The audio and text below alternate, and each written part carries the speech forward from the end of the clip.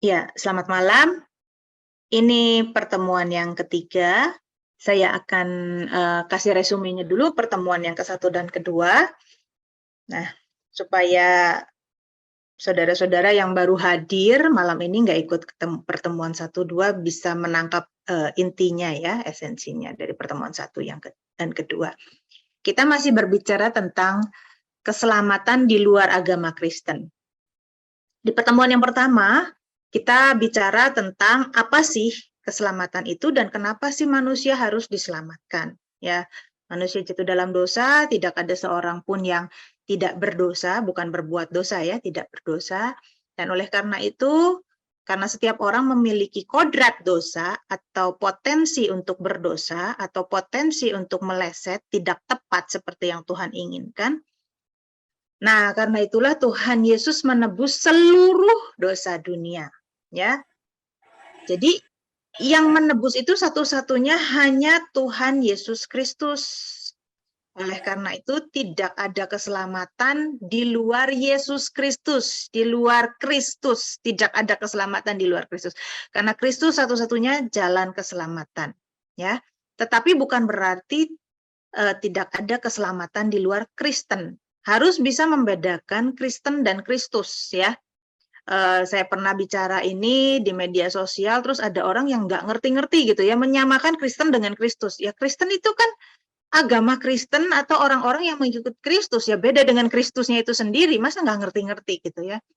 Nah, harus bisa membedakan bahwa tidak ada keselamatan di luar Kristus, karena Kristus satu-satunya yang menebus dosa dunia.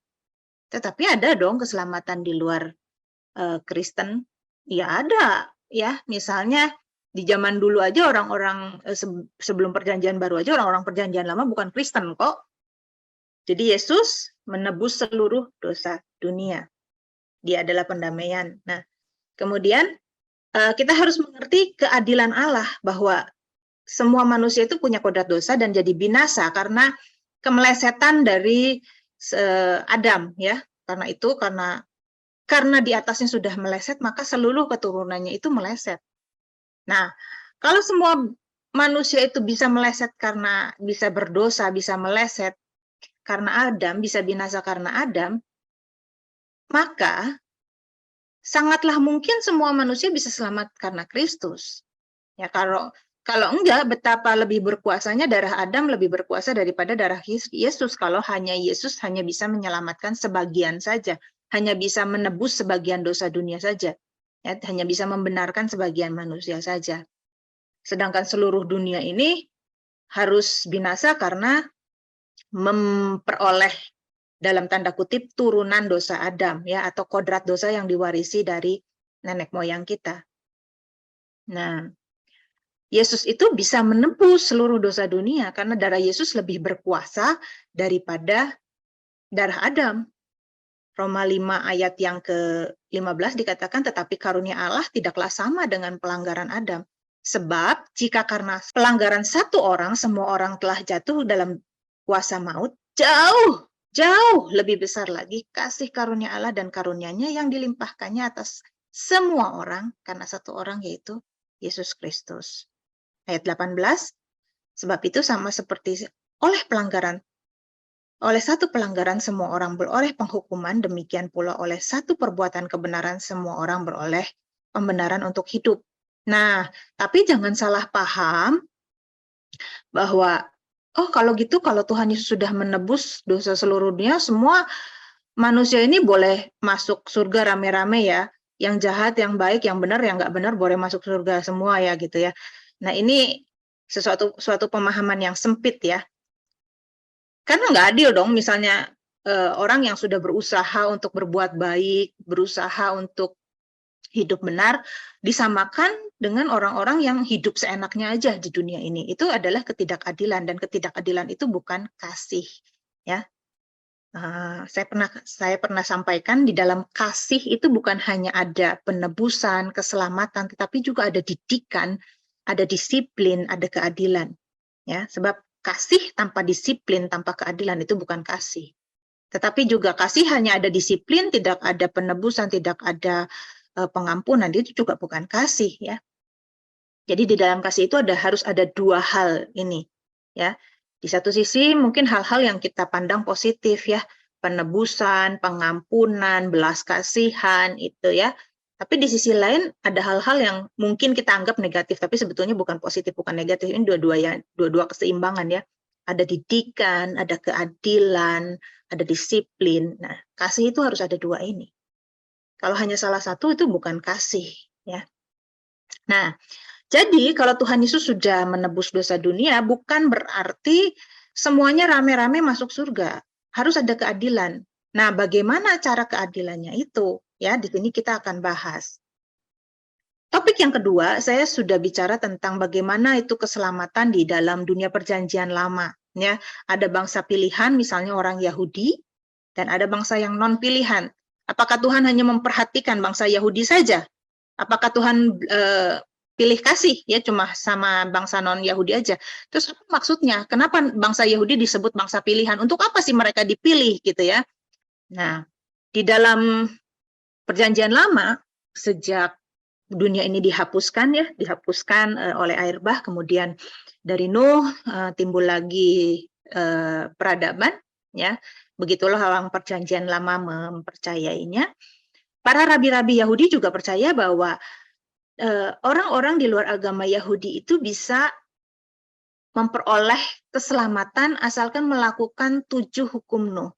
Yaitu yang pertama, takut akan Allah atau percaya kepada Allah. Ya, takut akan sesuatu entitas yang besar yang adalah pencipta dunia ini. Ya. Dan kemudian tidak menghina, tidak menghujat, ya, tidak melakukan penghinaan, penghujatan kepada Allah. Ya, jadi mengagungkan entitas itu. Dan kemudian tidak membunuh, tidak mencuri, tidak berzina, ya, artinya melakukan keadilan bagi sesama manusia, tidak memakan darah, ya, itu 7 hukum Nuh ini. Nah, bagaimana Tuhan menghakimi umat perjanjian lama? Ya, bagaimana umat perjanjian lama non-Yahudi itu bertobat gitu ya. Kalau kita lihat kitab Yunus, kalau kita memahami budaya pada saat itu, tidak mungkin kota Niniwe itu didatangin Yunus, terus udah gitu mereka percaya kepada Yahweh dan melakukan hukum Taurat. Nggak pernah ada bangsa di dunia ini selain bangsa Yahudi atau Israel yang melakukan hukum Taurat, yang mengenal hukum Taurat. Ya, jadi begitu juga bangsa Niniwe. Ketika bangsa Niniwe ditegur oleh Yunus, Nabi Yunus, mereka bertobat. Apa itu maksudnya mereka bertobat? Bukan mereka kemudian mengganti dewa-dewa mereka, dewa-dewa orang Niniwe, tetapi mereka itu bertobat dari perbuatan-perbuatan yang jahat. Dan itu juga sama seperti apa yang ditulis dalam Amos 1 dan 2.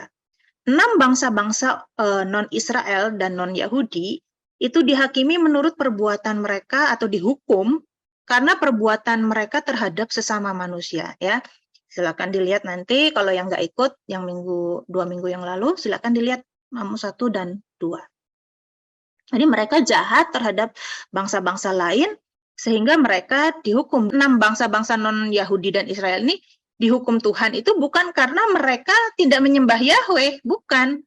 Bukan karena mereka menyembah dewa-dewa mereka, bukan. Tetapi karena perbuatan mereka terhadap sesama manusia. Nah, kemudian bangsa yang ketujuh adalah bangsa Yahudi. Bangsa Yahudi dihakimi karena mereka menolak menaati hukum Taurat. Nah, jadi ada perbedaan tuntutan. Orang Yahudi dikasih Taurat dan dituntut untuk melakukan hukum Taurat. Sedangkan bangsa-bangsa lain tidak diberi hukum Taurat. Ya, mereka hanya memiliki 7 hukum Nuh itu. Dan mereka dihakimi menurut 7 hukum Nuh itu. Ya, salah satunya adalah bagaimana misalnya mereka, apakah mereka membunuh sesama manusia, menyiksa, memperbudak dengan kejam, dan lain sebagainya. Dan kitab Amos ini sebetulnya ditujukan untuk bangsa Israel. Ya, jadi sejak pasal 2 ayat 6 sampai 8 sampai dengan pasal yang terakhir, itu di situ Tuhan marah kepada bangsa Israel, dan bangsa Israel dihakimi karena ibadah yang palsu dan ketidakadilan terhadap sesama manusia. Ya, jadi mereka melakukan ibadah, mereka beribadah kepada Yahweh, mereka mempersembahkan korban kepada Yahweh, tapi Tuhan menghinakan ibadah-ibadah mereka. Kenapa? Karena walaupun mereka taat beribadah, mereka memperlakukan sesama manusia dengan semena-mena. Ya, Nah, jadi dari sini kita lihat bahwa ada ukuran yang berbeda, ya. Ada tuntutan yang berbeda antara bangsa yang mengenal Tuhan dengan yang tidak mengenal Tuhan. Antara bangsa yang mengerti hukum-hukum Tuhan dengan bangsa-bangsa yang tidak mengerti hukum Tuhan. Ada tuntutan yang berbeda, ya. Begitu juga di kitab Injil dikatakan yang tahu banyak dituntut banyak, gitu. Nah, terus kemudian kalau orang Israel sudah dipilih, apa sih keuntungannya? Nah, keuntungannya adalah kalau mereka taat pada perjanjian dengan Allah, maka mereka menjadi yang terutama di antara segala bangsa. Baik itu dalam hal berkat-berkat jasmani, dalam hal kekuasaan, dalam hal apapun, ya. Kalau mereka hidup benar di hadapan Yahweh, maka mereka akan menjadi kepala dan bukan ekor, ya. Ini kan ayat yang paling disukai oleh orang-orang Kristen saat ini, ya, salah satu ayat yang paling disukai, menjadi kepala dan bukan ekor, gitu ya. Kamu akan terus naik dan tidak akan turun. Apanya yang naik, ya? Apanya yang naik? Kalau kita naik, kalau orang Kristen, ya apanya yang naik, gitu. Apakah kehidupan kita naik terus dalam arti berkat-berkat jasmani, ya? Toh kenyataannya tubuh kita semakin merosot, kesehatan kita semakin merosot, tambah tua, dan akhirnya mati. Ya, kesehatan kita semakin merosot lah pasti. Kalaupun misalnya ada berkat-berkat jasmani, ya itu bukan keistimewaan orang Kristen saja, ya. Orang Kristen pun banyak yang hidup benar tetapi juga dibatasi berkat-berkat jasmaninya. Ya, orang di luar Kristen juga banyak yang bisa mencapai kesejahteraan secara material. Nah, tetapi ini adalah berkat untuk orang Israel, ya. Mereka akan menjadi kepala di antara bangsa-bangsa, menjadi yang utama di antara bangsa-bangsa, ya. Mereka akan terus naik, ya, secara kekuasaan dan lain sebagainya bila mereka taat pada perjanjian Allah. Sebaliknya kalau mereka tidak taat pada perjanjian dengan Allah, ya mereka akan terus-menerus dihukum Tuhan, dipukul Tuhan, dan dimusnahkan. Nah, keistimewaan yang kedua adalah mereka dipilih untuk melahirkan juru selamat. Karena itu mereka diberi standar hukum yang tinggi. Ya, mereka diberi standar hukum lebih daripada bangsa-bangsa di sekitarnya. Bangsa-bangsa di sekitarnya hanya dituntut tadi, ya, 7 hukum Nuh, tetapi orang Israel dituntut lebih dari bangsa-bangsa di sekitarnya. Kenapa? Karena mereka mempersiapkan untuk lahirnya juru selamat. Baik, sekarang kita masuk kepada bagian yang ketiga. Keselamatan di zaman perjanjian baru, atau keselamatan bagi manusia, bagi umat manusia di zaman setelah Yesus Kristus datang, ya. Jadi tadi saya udah ada dasarnya, ya. Kalau misalnya saya katakan bahwa di luar bangsa Israel juga Yahweh memperhatikan, gitu. Nah, oleh karena itu kita juga harus fair dong bahwa di luar orang Kristen juga Tuhan memperhatikan. Dan orang Yahudi juga, rabi-rabi Yahudi memahami soal inklusivitas, walaupun orang Yahudi dalam hal tertentu itu eksklusif, tetapi keselamatan itu inklusif, gitu. Nah, sekarang di dunia perjanjian baru, kita sudah bahas dunia perjanjian lama, ya. Di dunia perjanjian baru saya bagi dengan 3 kelompok. Yang pertama adalah ada orang-orang Kristen. Bagaimana keselamatan untuk orang Kristen. Yang kedua, bagaimana dengan keselamatan bagi orang-orang yang sudah pernah mendengar Injil. Dan yang ketiga, orang-orang yang tidak pernah mendengar Injil, ya. Nah, kita bahas dulu yang pertama, bagi orang-orang Kristen. Nah, pertama-tama, siapakah orang Kristen itu? Banyak orang yang salah memahami, ya udah kalau sudah mengucapkan kalimat syahadat Kristen, lain ada kalimat syahadatnya, seolah-olah orang Kristen juga ada kalimat syahadatnya, ya. Tuhan Yesus, masuklah dalam hatiku, aku mengaku segala dosaku, ampunilah aku, jadilah Tuhan dan Juru Selamatku, di dalam nama Tuhan Yesus, amin. Dah jadi Kristen, selamat ya. Terus ritual yang kedua yang mungkin tidak terlalu wajib adalah, ya wajib kalau dia sehat, ya, kalau dia sakit-sakitan, udah mau mati, ya nggak wajib juga, ya. Nah, yang itu adalah dibaptis, gitu ya. Dibaptis itu kalau kita mampu itu hukumnya wajib, kalau nggak mampu, misalnya karena keterbatasan fisik, yang nggak usah dibaptis. Tapi yang pertama kalimat syahadat gitu ya, dalam tanda kutip kalimat syahadat Kristen itu wajib gitu ya. Nah, seolah-olah kalau orang udah begitu dikatakan orang Kristen gitu. Nah, benarkah orang Kristen itu orang yang mengaku bahwa Yesus itu Tuhan dan Juru Selamat? Ya, mengaku dalam mulutnya atau katakanlah percaya. Nah, coba kita lihat ayat ini di Yohanes 8 ayat 31 dan 32. Maka katanya, kata Tuhan Yesus kepada orang-orang Yahudi yang percaya kepadanya, ada orang-orang Yahudi yang menolak Yesus dan ada orang-orang Yahudi yang mulai percaya karena melihat tanda-tanda yang Tuhan Yesus lakukan. Tanda-tanda itu maksudnya mujizat-mujizat, keajaiban-keajaiban yang Tuhan Yesus lakukan. Nah, orang-orang Yahudi ini percaya akhirnya bahwa engkau adalah Mesias, diutus Allah gitu ya. Nah, ini udah percaya loh, orang-orang Yahudi ini udah percaya. Nah, tetapi kata Yesus, jikalau ini kan ada prasyaratnya ya, ada syaratnya kan. Jikalau kamu tetap dalam firman-Ku, kamu benar-benar adalah murid-Ku dan kamu akan mengetahui kebenaran dan kebenaran itu akan memerdekakan kamu. Ya. Nah, ternyata tidak cukup untuk sekedar percaya. Jadi ternyata keberimanan kepada Yesus untuk menjadi Kristen itu ada level-levelnya. Ya, pertama mungkin mereka percaya secara nalar, ya, secara logika mereka percaya, oh ini melakukan hal ini tidak mungkin kalau tidak diutus Allah, dan mereka secara logika mereka percaya. Tetapi selain itu dituntut hal lain. Kamu harus tetap dalam firman-Ku. Maka setelah kamu tetap tinggal setia sampai akhir, tetap dalam firman-Ku, kamu benar-benar adalah murid-Ku. Dan kalau kamu tinggal di dalam firman-Ku, ya, kamu akan mengetahui kebenaran, dan kebenaran itu akan memerdekakan kamu.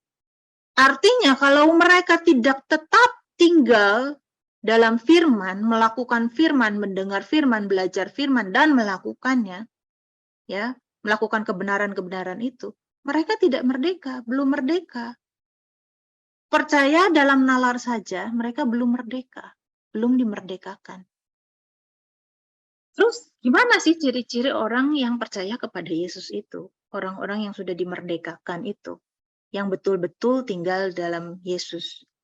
1 Yohanes 2 ayat 4 katakan demikian. Barang siapa berkata, aku mengenal dia, tetapi ia tidak menuruti perintahnya, ia adalah seorang pendusta dan di dalamnya tidak ada kebenaran. Nah, banyak orang Kristen kan seperti ini. Oh ya, aku kenal Yesus kok. Aku ikut Yesus kok. Aku Kristen, aku percaya Yesus adalah juru selamat. Tapi tidak menuruti perintah-perintahnya. Tuhan Yesus suruh ngampuni, nggak ngampuni. Tuhan Yesus hidup, kuduslah kamu sebab aku kudus. Kita nggak hidup kudus, hidupnya kudis gitu ya. Nah, dikatakan ia adalah seorang pendusta dan di dalamnya tidak ada kebenaran. Tetapi, barang siapa menuruti firman-Nya, di dalam orang itu sungguh sudah sempurna kasih Allah. Dengan itulah kita ketahui bahwa kita ada di dalam Dia. Jadi, kita disuruh ngecek diri kita sendiri. Apakah kita itu menuruti firman-Nya? Dan tidak mudah untuk menuruti firman-Nya itu. Ada perlu perjuangan. Tetapi dengan itulah bahwa kita tahu kita sudah ada di dalam Dia atau belum. Selanjutnya ayat yang ke-6, barang siapa mengatakan bahwa ia ada di dalam Dia, ia wajib hidup sama seperti Kristus telah hidup. Jadi orang Kristen itu wajib hidup, wajib loh, bukan jika bisa, jika mungkin, jika mau, tetapi menjadi Kristen, menjadi pengikut Kristus, wajib hidup sama seperti Kristus telah hidup. Nah, ini yang seringkali tidak disadari oleh banyak orang beragama Kristen, menyangka dirinya sudah menjadi pengikut Yesus. Ternyata banyak orang hanya beragama Kristen, tetapi belum benar-benar menjadi Kristen. Banyak orang Kristen sebetulnya belum percaya kepada Yesus, belum jadi Kristen, belum diselamatkan. Itu yang harus kita waspadai. Itu yang harus kita sadari. Kita harus mawas dirinya tuh di situ. Kita ini udah benar-benar Kristen atau sekedar beragama Kristen. Nah, ya, ternyata banyak orang Kristen hidupnya belum di dalam Yesus. Kalau orang Kristen belum hidup di dalam Yesus, hanya beragama Kristen, maka mereka sama seperti orang yang di luar Kristen. Kalau kita belum betul-betul hidup sama seperti Kristus telah hidup, kita belum betul-betul menyangkal diri, kita belum betul-betul berusaha menuruti firman-Nya, maka sesungguhnya kita belum Kristen. Kita sama seperti orang yang tidak mengenal Allah. Ya. Nah, tentu orang Kristen itu kalau sudah sungguh-sungguh mengenal Yesus ada keistimewaannya juga, ya. Nah, kalau kita sungguh-sungguh berjuang mengerjakan keselamatan kita dengan takut dan gentar, maka di Wahyu 3 ada janji, di Wahyu 3 ayat 21 misalnya ya, ada banyak ayat, tapi saya kadang hanya ambil 2 atau 3 saja ya untuk membuktikan bahwa ini bukan berdasarkan hanya satu ayat, karena sebuah pengajaran, sebuah doktrin itu tidak boleh dibangun dari satu ayat saja. Ya, itu ketentuannya. Sebuah pengajaran, sebuah doktrin tidak boleh hanya dicomot dari satu ayat saja. Jadi saya paling tidak 2, minimal 2 atau 3 ayat-ayat pendukung. Nah, kalau kita sungguh-sungguh mengerjakan keselamatan kita dengan takut dan gentar, dikatakan bahwa kita akan memerintah bersama-sama dengan Kristus. Jadi, langit dan bumi yang baru. Wahyu 3 ayat 21 katakan, barang siapa menang. Artinya, banyak orang-orang yang tidak menang, banyak orang-orang yang kalah dalam perjuangan itu. Hidup itu adalah sebuah pertandingan. Hidup itu adalah sebuah perjuangan. Hidup itu bukan panggung sandiwara di mana Tuhan itu jadi dalangnya, penulis naskah, dan sutradaranya. Bukan. Tuhan adalah hakimnya, Tuhan adalah jurinya. Ya. Dan dia sudah melakukan perlombaan, dia sudah menunjukkan gini loh cara lomba yang benar. Dan kemudian dia menjadi hakimnya, dia menjadi jurinya. Dan kita, sekarang bagian kita yang melakukan perlombaan kita. Rasul Paulus berulang kali mengatakan, ya, bertandinglah dalam pertandingan iman, berjuanglah, gitu ya, sama seperti tentara yang berjuang, gitu. Nah, di Wahyu 3 ayat 21 dikatakan, barang siapa menang, yang nggak menang, yang kalah, yang nggak usah pegang janji ini ya. Barang siapa menang, ia akan kududukan bersama-sama dengan aku di atas tahtaku. Sebagaimana aku pun telah menang. Tuhan Yesus juga sudah berjuang artinya. Ya, dan duduk bersama-sama dengan Bapakku di atas tahtanya. Tuhan Yesus sudah berjuang, Tuhan Yesus sudah menang. Tuhan Yesus bukan bersandiwara. Ya, Tuhan Yesus bukan main opera. Disiksa, pura-pura disiksa, pura-pura sakit, pura-pura berjuang di dunia. Bukan. Tuhan Yesus sungguh-sungguh menjadi manusia biasa, sungguh-sungguh menunjukkan perjuangan sebagai manusia biasa. Ya, dia mengosongkan dirinya, dan kemudian dia sudah menang. Dan oleh karena itulah dia layak duduk bersama-sama dengan Bapa di atas tahtanya. Nah, sekarang Tuhan tawarkan, siapa yang mau jadi pengikutku? Siapa yang mau seperti aku, menderita seperti aku? Siapa yang mau mengikuti jejakku, pikul salib sampai ke Golgota? Nah, orang Kristen kan seringkali merasa sudah menang padahal tidak melakukan perlombaan, gitu kan? Ya. Nyanyinya menang, tapi tidak pernah melakukan perlombaan. Kemenangan terjadi di sini. Kemenangan itu bukan terjadi di gedung gereja. Kemenangan itu di luar. Ketika kita keluar dari gedung gereja, ketika kita masuk dalam kehidupan sehari-hari, ketika kita ketemu dengan pasangan kita yang nggak berubah-berubah, terus kita jengkel, kita ketemu dengan anak kita ketemu dengan mertua kita, ipar kita yang nyinyir, tetangga kita yang nyebelin gitu ya. Disitulah kita bisa menang atau bisa kalah. Bukan di gereja. Di gereja sih gampang aja bilang kemenangan terjadi di sini. Tapi udah menang atau belum? Berlomba atau enggak? Minggu lalunya berlomba atau enggak? Kalau minggu lalunya berlomba dan menang, ya bolehlah di gereja bilang kemenangan terjadi di sini. Ya, barang siapa menang, ia akan kududukan bersama-sama dengan aku di atas tahtaku. Di 2 Timotius 2 ayat 12 dikatakan, jika kita bertekun, ya, di sini ada kata jika, barang siapa, itu berarti ada syarat yang harus dipenuhi. Kalau syarat itu nggak dipenuhi ya, asal klaim ya, ada syaratnya gitu. Jika kita bertekun, kita pun akan ikut memerintah dengan dia. Jika kita menyangkal dia, dia pun akan menyangkal kita. Matius 19 ayat 28, kata Yesus kepada mereka, Aku berkata kepadamu, sesungguhnya pada waktu penciptaan kembali, ya pada waktu penciptaan kembali, jadi karena bumi ini kan akan dihancurkan, akan ada penciptaan kembali bumi yang baru dan langit yang baru, ya persis seperti bumi yang lama tanpa ada kejahatan. Apabila anak manusia bersemayam di tahta kemuliaannya, kamu yang telah mengikuti aku akan duduk juga di atas 12 tahta untuk menghakimi ke-12 suku Israel.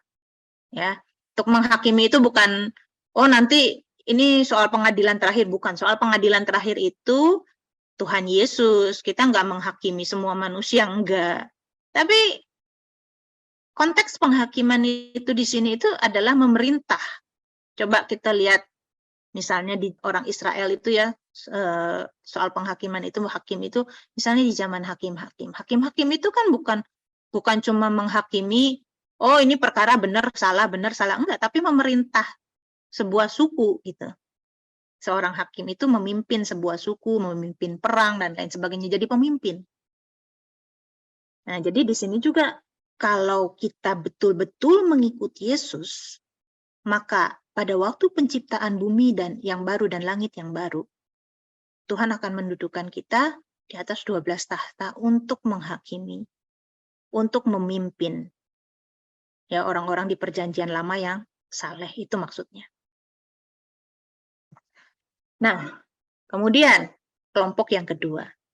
Siapakah orang yang salah mendengar Injil? Tadi saya sudah katakan, ya, orang Kristen sendiri banyak sebetulnya yang belum Kristen. Jadi orang Kristen sendiri, orang yang beragama Kristen bisa masuk kelompok yang kedua ini. Kalau mereka mendengar Injil yang salah, kalau mereka mendengar pemberitaan Injil yang salah, mereka tidak mungkin menjadi seperti Kristus.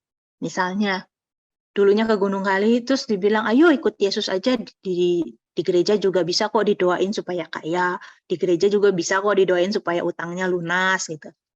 Di gereja juga bisa kok didoain seperti itu.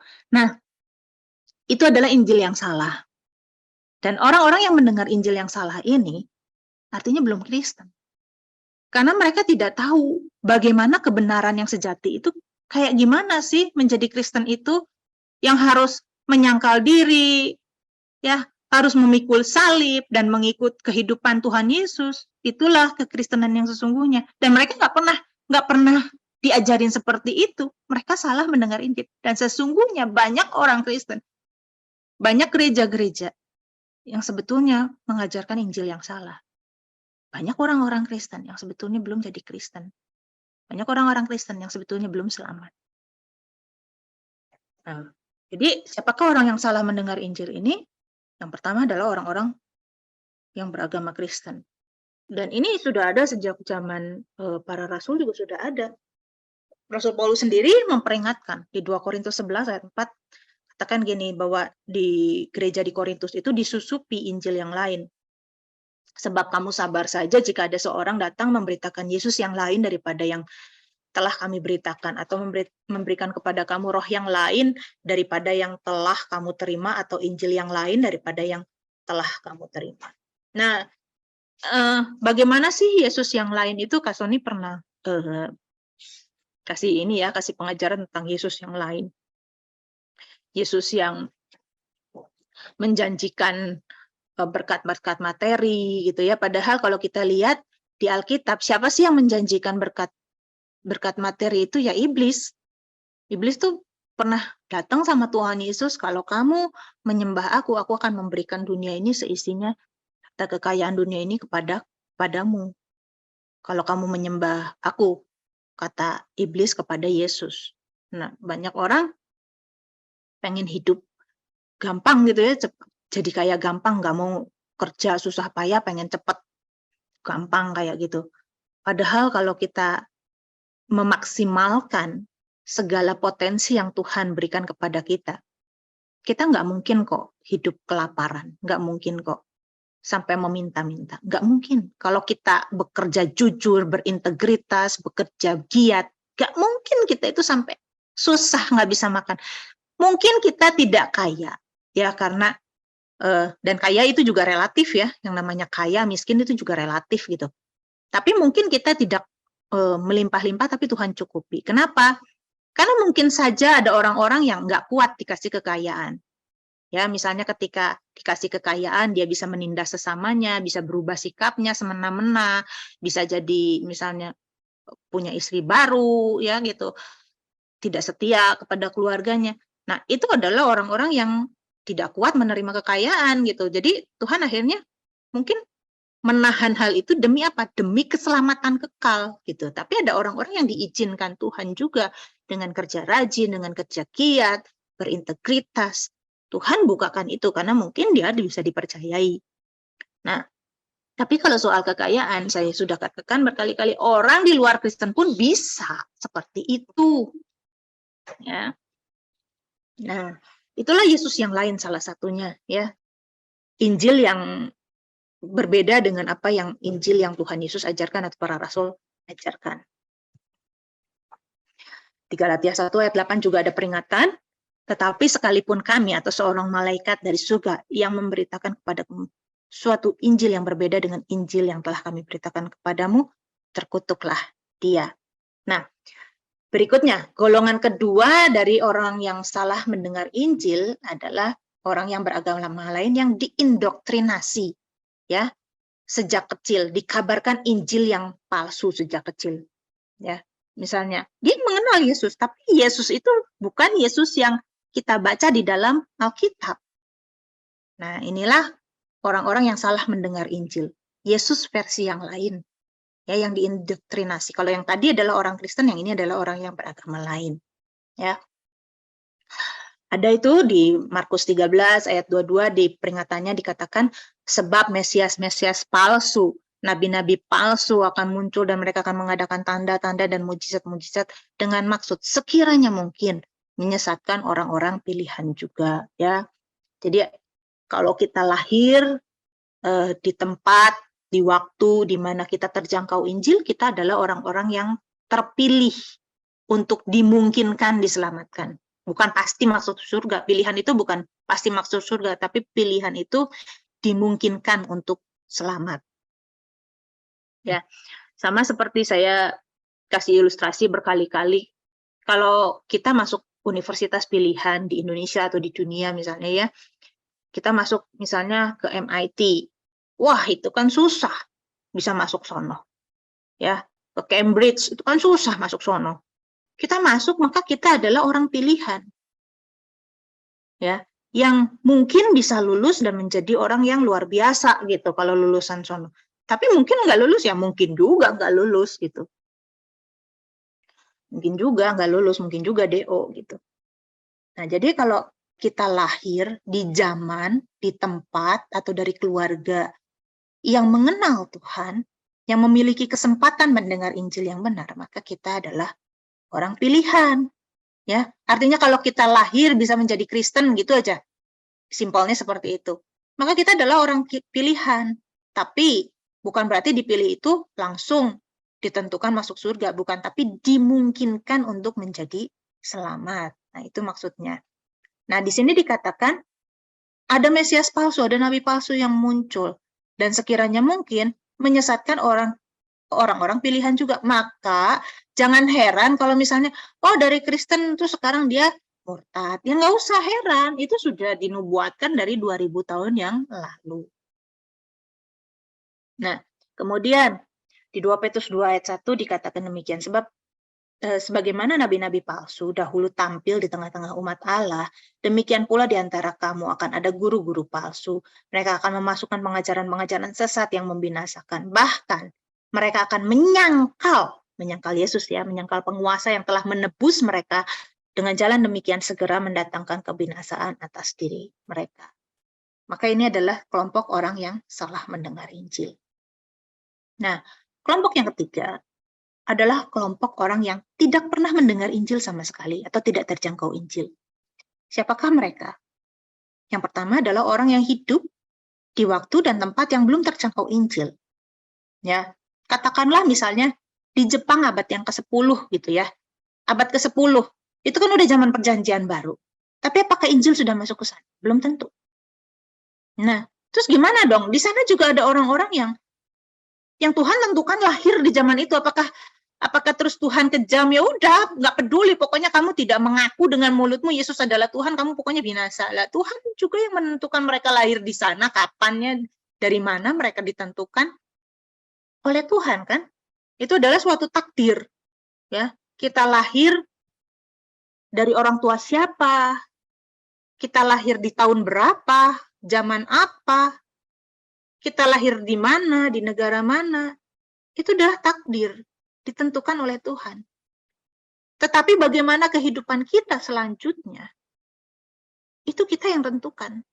Kita diberi kehendak bebas oleh Tuhan. Saya ini Cina KW kan, keturunan Tionghoa tapi nggak ngerti gitu bahasa Mandarin sama sekali gitu. Nah, misalnya saya ditentukan Tuhan, keturunan Cina Indonesia, lahir di abad ke-20, gitu ya, di tempat di mana orang tua saya sudah Kristen. Itu adalah takdir saya. Tapi apakah saya jadi orang Indonesia keturunan yang selamat ataukah tidak? Apakah hidup saya jadi baik-baik? Ataukah hidup saya jadi perempuan yang nggak benar? Itu saya yang menentukan. Ya, jadi yang pertama, orang yang tidak pernah mendengar Injil adalah orang yang hidup di waktu dan tempat yang belum terjangkau Injil. Yang kedua adalah orang disabilitas. Misalnya, kalau orang buta masih bisa mendengar ya, masih terjangkau orang yang lumpuh gitu ya, masih bisa mendengar Injil. Kita lihat Nick Vujicic misalnya, dia sangat luar biasa ya, dia bahkan dia bisa menyentuh orang lain dengan keterbatasan yang ada pada dirinya. Tapi bagaimana dengan orang-orang yang tuli? Misalnya seperti itu. Itu lebih sulit loh untuk orang-orang tuli untuk terjangkau oleh Injil. Atau orang-orang dengan cacat mental. Misalnya orang-orang Down syndrome, ya, atau cacat-cacat mental yang lain. Nah, orang-orang yang punya disabilitas ini juga adalah orang yang tidak pernah atau tidak terjangkau oleh Injil. Nah, keadaan mereka kan itu kan takdir dari Tuhan kan? Kalau mereka lahir sebagai orang yang Down syndrome, atau mereka lahir dari orang tua yang tidak menerima keadaan mereka, digugurkan, bayi yang dibunuh gitu. Nah, mereka lahir dari orang tua yang seperti itu, atau mereka lahir dengan keadaan yang seperti itu, disabilitas misalnya, itu adalah takdir Tuhan. Lalu apakah Tuhan dengan kejam gitu ya? Ya udah, pokoknya nggak pernah dengar Injil, sudah masuk neraka semua. Nah, saya kira Tuhan yang penuh kasih itu punya keadilan. Tidak semena-mena seperti itu. Sebab manusia aja yang tidak punya keadilan itu adalah manusia yang jahat, apalagi Tuhan. Nah, kalau kita misalnya dengan mudah saja mengatakan yang percaya tidak binasa, oh artinya yang tidak percaya pasti binasa gitu ya. Nah, terus barang siapa yang berseru kepada nama Tuhan akan diselamatkan. Terus kalau nggak berseru sama nama Tuhan nggak diselamatkan, begitu artinya. Kita lihat juga di ayat yang lain, gimana mereka bisa berseru kepadanya jika mereka tidak percaya kepada dia? Bagaimana mereka dapat percaya kepada dia jika mereka tidak mendengar tentang dia? Bagaimana mereka mendengar tentang dia jika tidak ada yang memberitakannya? Bagaimana mereka bisa mendengar Injil, bisa percaya Injil, kalau mereka berada dalam situasi yang tidak terjangkau Injil? Entah itu waktu dan tempat, entah itu keadaan fisik, mental, dan sebagainya. Nah, oleh karena itu ada keadilan Allah. Setiap manusia itu ada pertanggungjawabannya. Ya. Pertama, setiap manusia sudah ditebus dosanya oleh Yesus. Nah, yang kedua, manusia itu sendiri harus ada pertanggungjawabannya. Nah, jadi, untuk orang-orang misalnya yang disabilitas, mereka juga sudah ditebus oleh Tuhan Yesus. Dan mereka tidak bisa dituntut banyak, karena mereka tidak dibeli banyak. Mereka punya keadaan yang tidak normal, misalnya. Kalau kita kan keadaan yang normal, kita dituntut lebih banyak daripada orang-orang yang dalam keadaan yang tidak normal, lahir dalam keadaan yang tidak normal. Yang diberi banyak dituntut banyak. Nah, semua orang, semua manusia itu akan diadili. Ya. Yang pertama, yang akan lolos dari pengadilan Tuhan adalah orang-orang yang serupa dengan Yesus. Itu pasti sudah langsung lolos. Karena mereka sudah mencapai keserupaan dengan Yesus. Tapi bagaimana orang Kristen yang belum jadi Kristen? Dan saya tadi katakan bahwa banyak ternyata orang Kristen yang belum menjadi Kristen. Bahkan banyak gereja-gereja yang tidak mengajarkan Injil yang benar sehingga jemaatnya tidak mengalami keserupaan dengan Kristus atau tidak mengalami keselamatan itu sendiri. Nah, oleh karena itu banyak orang Kristen akan menghadap tahta pengadilan Allah. Kita harus siap menghadap tahta pengadilan Allah. Karena mungkin kita juga belum Kristen. Roma 14 ayat 10 dikatakan, sebab kita semua harus menghadap tahta pengadilan Allah. Ya, tahta pengadilan di situ adalah bema. Nah, ya bema, kita semua harus menghadap tahta pengadilan Allah, bema. Kemudian juga di 2 Korintus 5 ayat 10 dikatakan, sebab kita semua harus menghadap tahta pengadilan Kristus. Ya, bema juga artinya ya. Supaya setiap orang memperoleh apa yang patut diterimanya sesuai yang dilakukannya dalam hidupnya ini, baik ataupun jahat. Nah, ada orang-orang yang percaya bahwa orang Kristen itu menghadap bema itu bukan untuk dihakimi jahat atau benar, masuk neraka atau masuk surga, bukan. Tapi untuk dikasih dibagi-bagi ini, dibagi-bagi reward, dibagi-bagi mahkota, bema itu. Bema ini adalah tahta pengadilan untuk orang Kristen. Jadi di bema ini bukan dimasukin surga atau neraka, tapi apakah mendapat mahkota atau enggak. Nah, itu ada pendapat seperti itu. Ya. Sedangkan misalnya untuk pengadilan orang di luar Kristen itu pakai kata tronos, ya. Untuk orang Kristen pakai kata bema, artinya ini adalah pengadilan tahta putih, di mana orang Kristen mendapat mahkota atau tidak. Sedangkan untuk orang-orang di luar Kristen, yang pasti masuk neraka, ya, itu pakai kata tronos, misalnya. Ada pendapat seperti itu. Ya, mengatakan bahwa bema ini adalah untuk bagi-bagi hadiah. Nah, saya mau kasih penjelasan di sini sama orang yang punya pemahaman seperti itu, saya mau luruskan. Bagaimana sih ya Paulus memahami bema ini, tahta pengadilan ini? Karena yang nulis Roma dan nulis surat Korintus itu adalah Paulus. Ya, apa yang Paulus alami, apa kenangan Paulus akan bema atau tahta pengadilan atau judgment seat ini? Di Kisah Rasul 18 ayat 12, Galio mengadili Paulus di bema.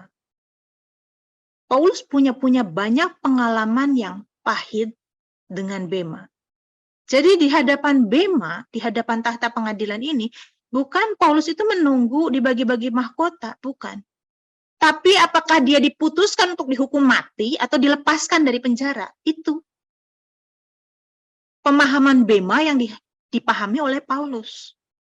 Jadi jangan kita salah memahami tidak sesuai dengan maksud penulisnya kata bema ini.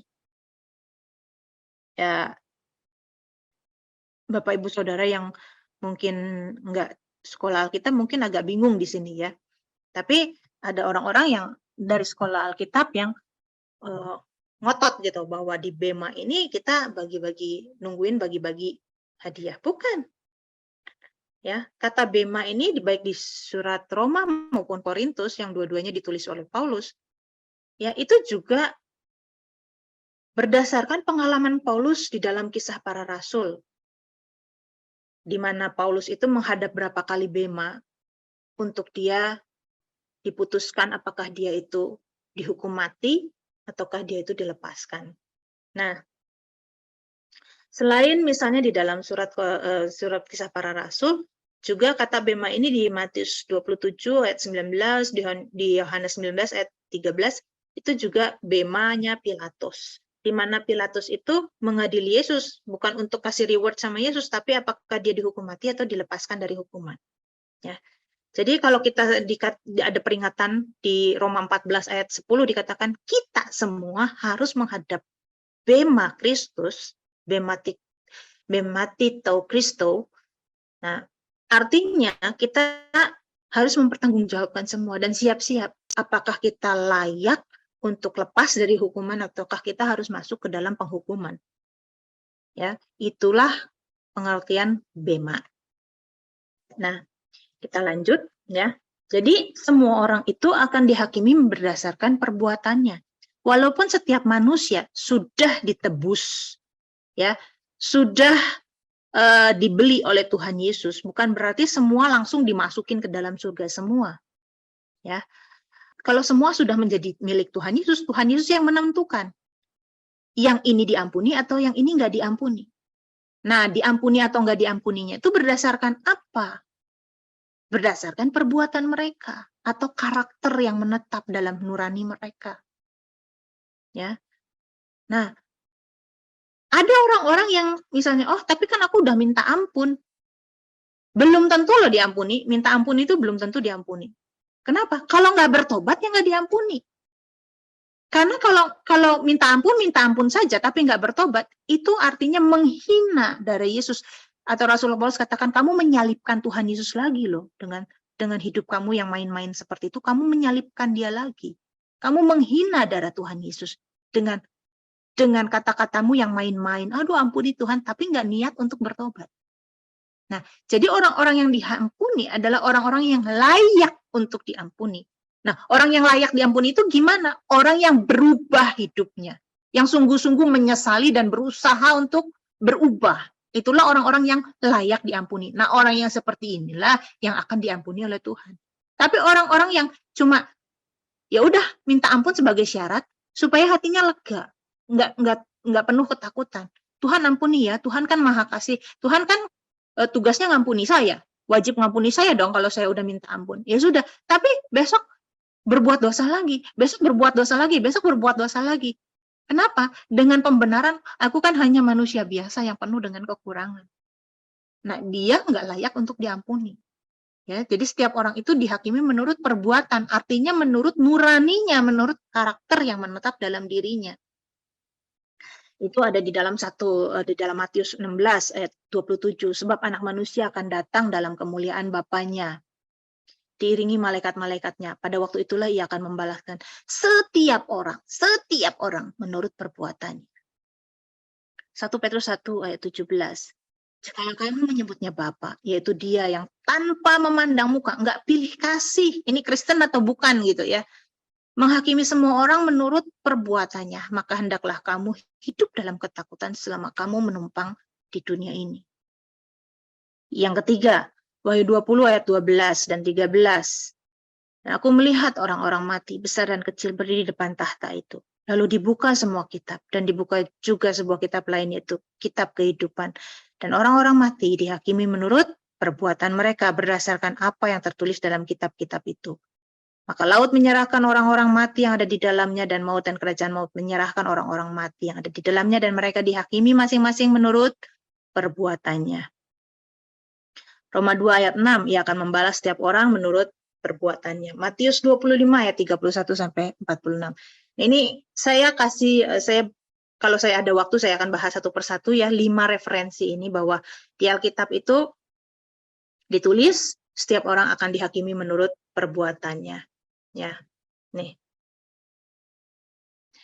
Tadi yang pertama itu di Matius 16 ayat 27.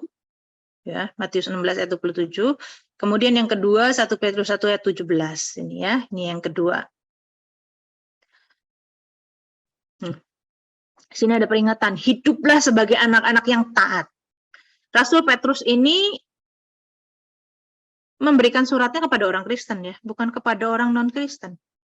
Rasul Petrus ini ngasih surat kepada jemaat yang udah jadi Kristen, udah percaya Yesus, dinasehati. Hiduplah sebagai anak yang taat, jangan turuti hawa nafsu yang menguasai kamu pada waktu kebodohanmu. Ya, jadi waktu kita lengah, waktu kita bodoh, waktu kita penuh dengan emosi, pikiran kita, logika kita kan nggak jalan kan kalau kita emosi kita itu naik gitu ya. Nah, itulah waktu kita kebodohan ya. Jangan turuti hawa nafsu waktu kamu itu sedang emosi, sedang lengah dan sebagainya. Tetapi hendaklah kamu menjadi kudus dalam seluruh hidupmu, sama seperti Dia yang kudus yang telah memanggil kamu. Kita tuh harus mengikuti Dia, disamakan. Hidup itu tuh harus sama seperti Dia yang kudus. Sebab ada tertulis, kuduslah kamu sebab aku kudus. Dan jikalau kamu menyebutnya Bapa, yaitu Dia yang tanpa memandang muka menghakimi semua orang menurut perbuatannya, maka hendaklah kamu hidup dalam ketakutan selama kamu menumpang di dunia ini. Sebab kamu tahu bahwa kamu telah ditebus dari cara hidup yang sia-sia yang kamu warisi dari nenek moyangmu, bukan dengan barang yang fana, bukan dengan perak atau emas, melainkan dengan darah yang mahal, yaitu darah Kristus yang sama seperti darah anak domba yang tak bercacat dan tak bernoda. Ya. Nah, lalu Wahyu 20 ayat 12 dan 13 dikatakan bahwa semua orang, ya, semua orang dihakimi menurut perbuatan. Dan aku melihat orang-orang mati besar dan kecil berdiri di depan tahta. Tahta ini tronos itu tadi ya, tronos itu tadi. Lalu dibukalah semua kitab dan dibuka juga sebuah kitab lain, yaitu kitab kehidupan. Jadi gini Bapak Ibu Saudara, ada banyak kitab, ya, dibuka semua kitab, berarti ada banyak kitab. Tapi ada sebuah kitab yang lain, ada satu kitab yang khusus, yaitu kitab kehidupan. Jadi gini, ketika manusia itu lahir menjadi makhluk yang hidup, ya, manusia ini kan semuanya makhluk yang hidup kan, dihembuskan nafas Allah, itu menjadi makhluk yang hidup. Nah, setiap manusia, setiap makhluk hidup itu bukan anjing, bukan ya, karena anjing tidak dihembusi nafas Allah, hanya manusia maksudnya di sini. Semua manusia yang lahir, yang hidup, makhluk yang hidup ini, semuanya ditulis dalam kitab kehidupan. Nah, di dalam Wahyu, surat kepada 7 jemaat, ya, itu salah satunya dikatakan, kalau kamu menang, aku tidak akan menghapus namamu dari kitab kehidupan. Jadi ketika orang lahir, semua namanya ditulis dalam kitab kehidupan. Tidak ada satupun manusia yang lahir yang namanya tidak ditulis dalam kitab kehidupan. Tetapi, nama orang itu bisa dihapus dari kitab kehidupan. Jika orang lahir, semua namanya ditulis dalam kitab kehidupan.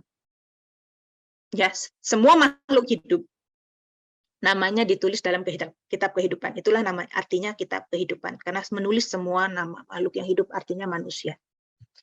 Nah, tetapi ada kemungkinan bahwa nama seseorang akan dihapus dari kitab kehidupan. Ya, di dalam 7 jemaat itu dikatakan, barang siapa menang, aku tidak akan menghapus namanya dari kitab kehidupan. Nah, tetapi kemudian ada kitab-kitab yang lain juga. Nah, apa sih kitab-kitab yang lain ini? Ini bukan kitab kehidupan, itu bukan kita bayangkan buku, tapi ini kan lambang. Kita bicarakan kitab Wahyu, kitab yang penuh dengan simbol-simbol. Ya, kitab kehidupan itu bukan berarti misalnya, oh, Sony lahir, tulis Sony. Sony yang mana nih? Michael Sony Suryawan lahir tanggal sekian, bulan sekian di sini. Tulis. Namanya Anne Anggreni, tulis. Namanya Esther Chandrawati, tulis. Bukan. Ya. Mau segede apa kitabnya? Siapa yang nulis juga? Enggak. Itu adalah simbol. Nah, tentu kitab-kitab yang lain ini juga simbol. Bukan kitab agama-agama lain, katakanlah ada kitab Al-Quran, Tripitaka, Weda, dan sebagainya. Bukan itu maksudnya. Tapi apa sih maksudnya kitab-kitab yang lain ini? Ya, kitab-kitab yang lain ini adalah bagaimana falsafah setiap bangsa, bagaimana standar moral setiap budaya yang dipahami oleh setiap orang yang lahir dan besar di situ. Nah, oleh sebab itu, manusia-manusia yang tidak pernah mendengar Injil atau mendengar Injil yang salah ini akan dihakimi menurut itu, menurut standar moral mereka. Dan ada satu standar moral yang sama, yang adalah bukti bahwa ada satu Tuhan yang sama yang menurunkan ini semua. Kalau ada satu standar moral yang sama, maka ada satu penentu standar yang sama juga. Ya, di semua bangsa dikatakan ya nggak boleh mencuri, mencuri itu salah. Nggak boleh ngebunuh, ngebunuh itu salah. Nggak boleh berzina. Dan ini adalah hukum yang berlaku atau ketentuan yang berlaku universal di semua bangsa, semua budaya, semua agama. Nah, kalau ada hukum yang sama yang berlaku secara universal di semua bangsa, semua budaya, semua agama, ini kan bisa kita simpulkan bahwa ada satu sumber yang sama.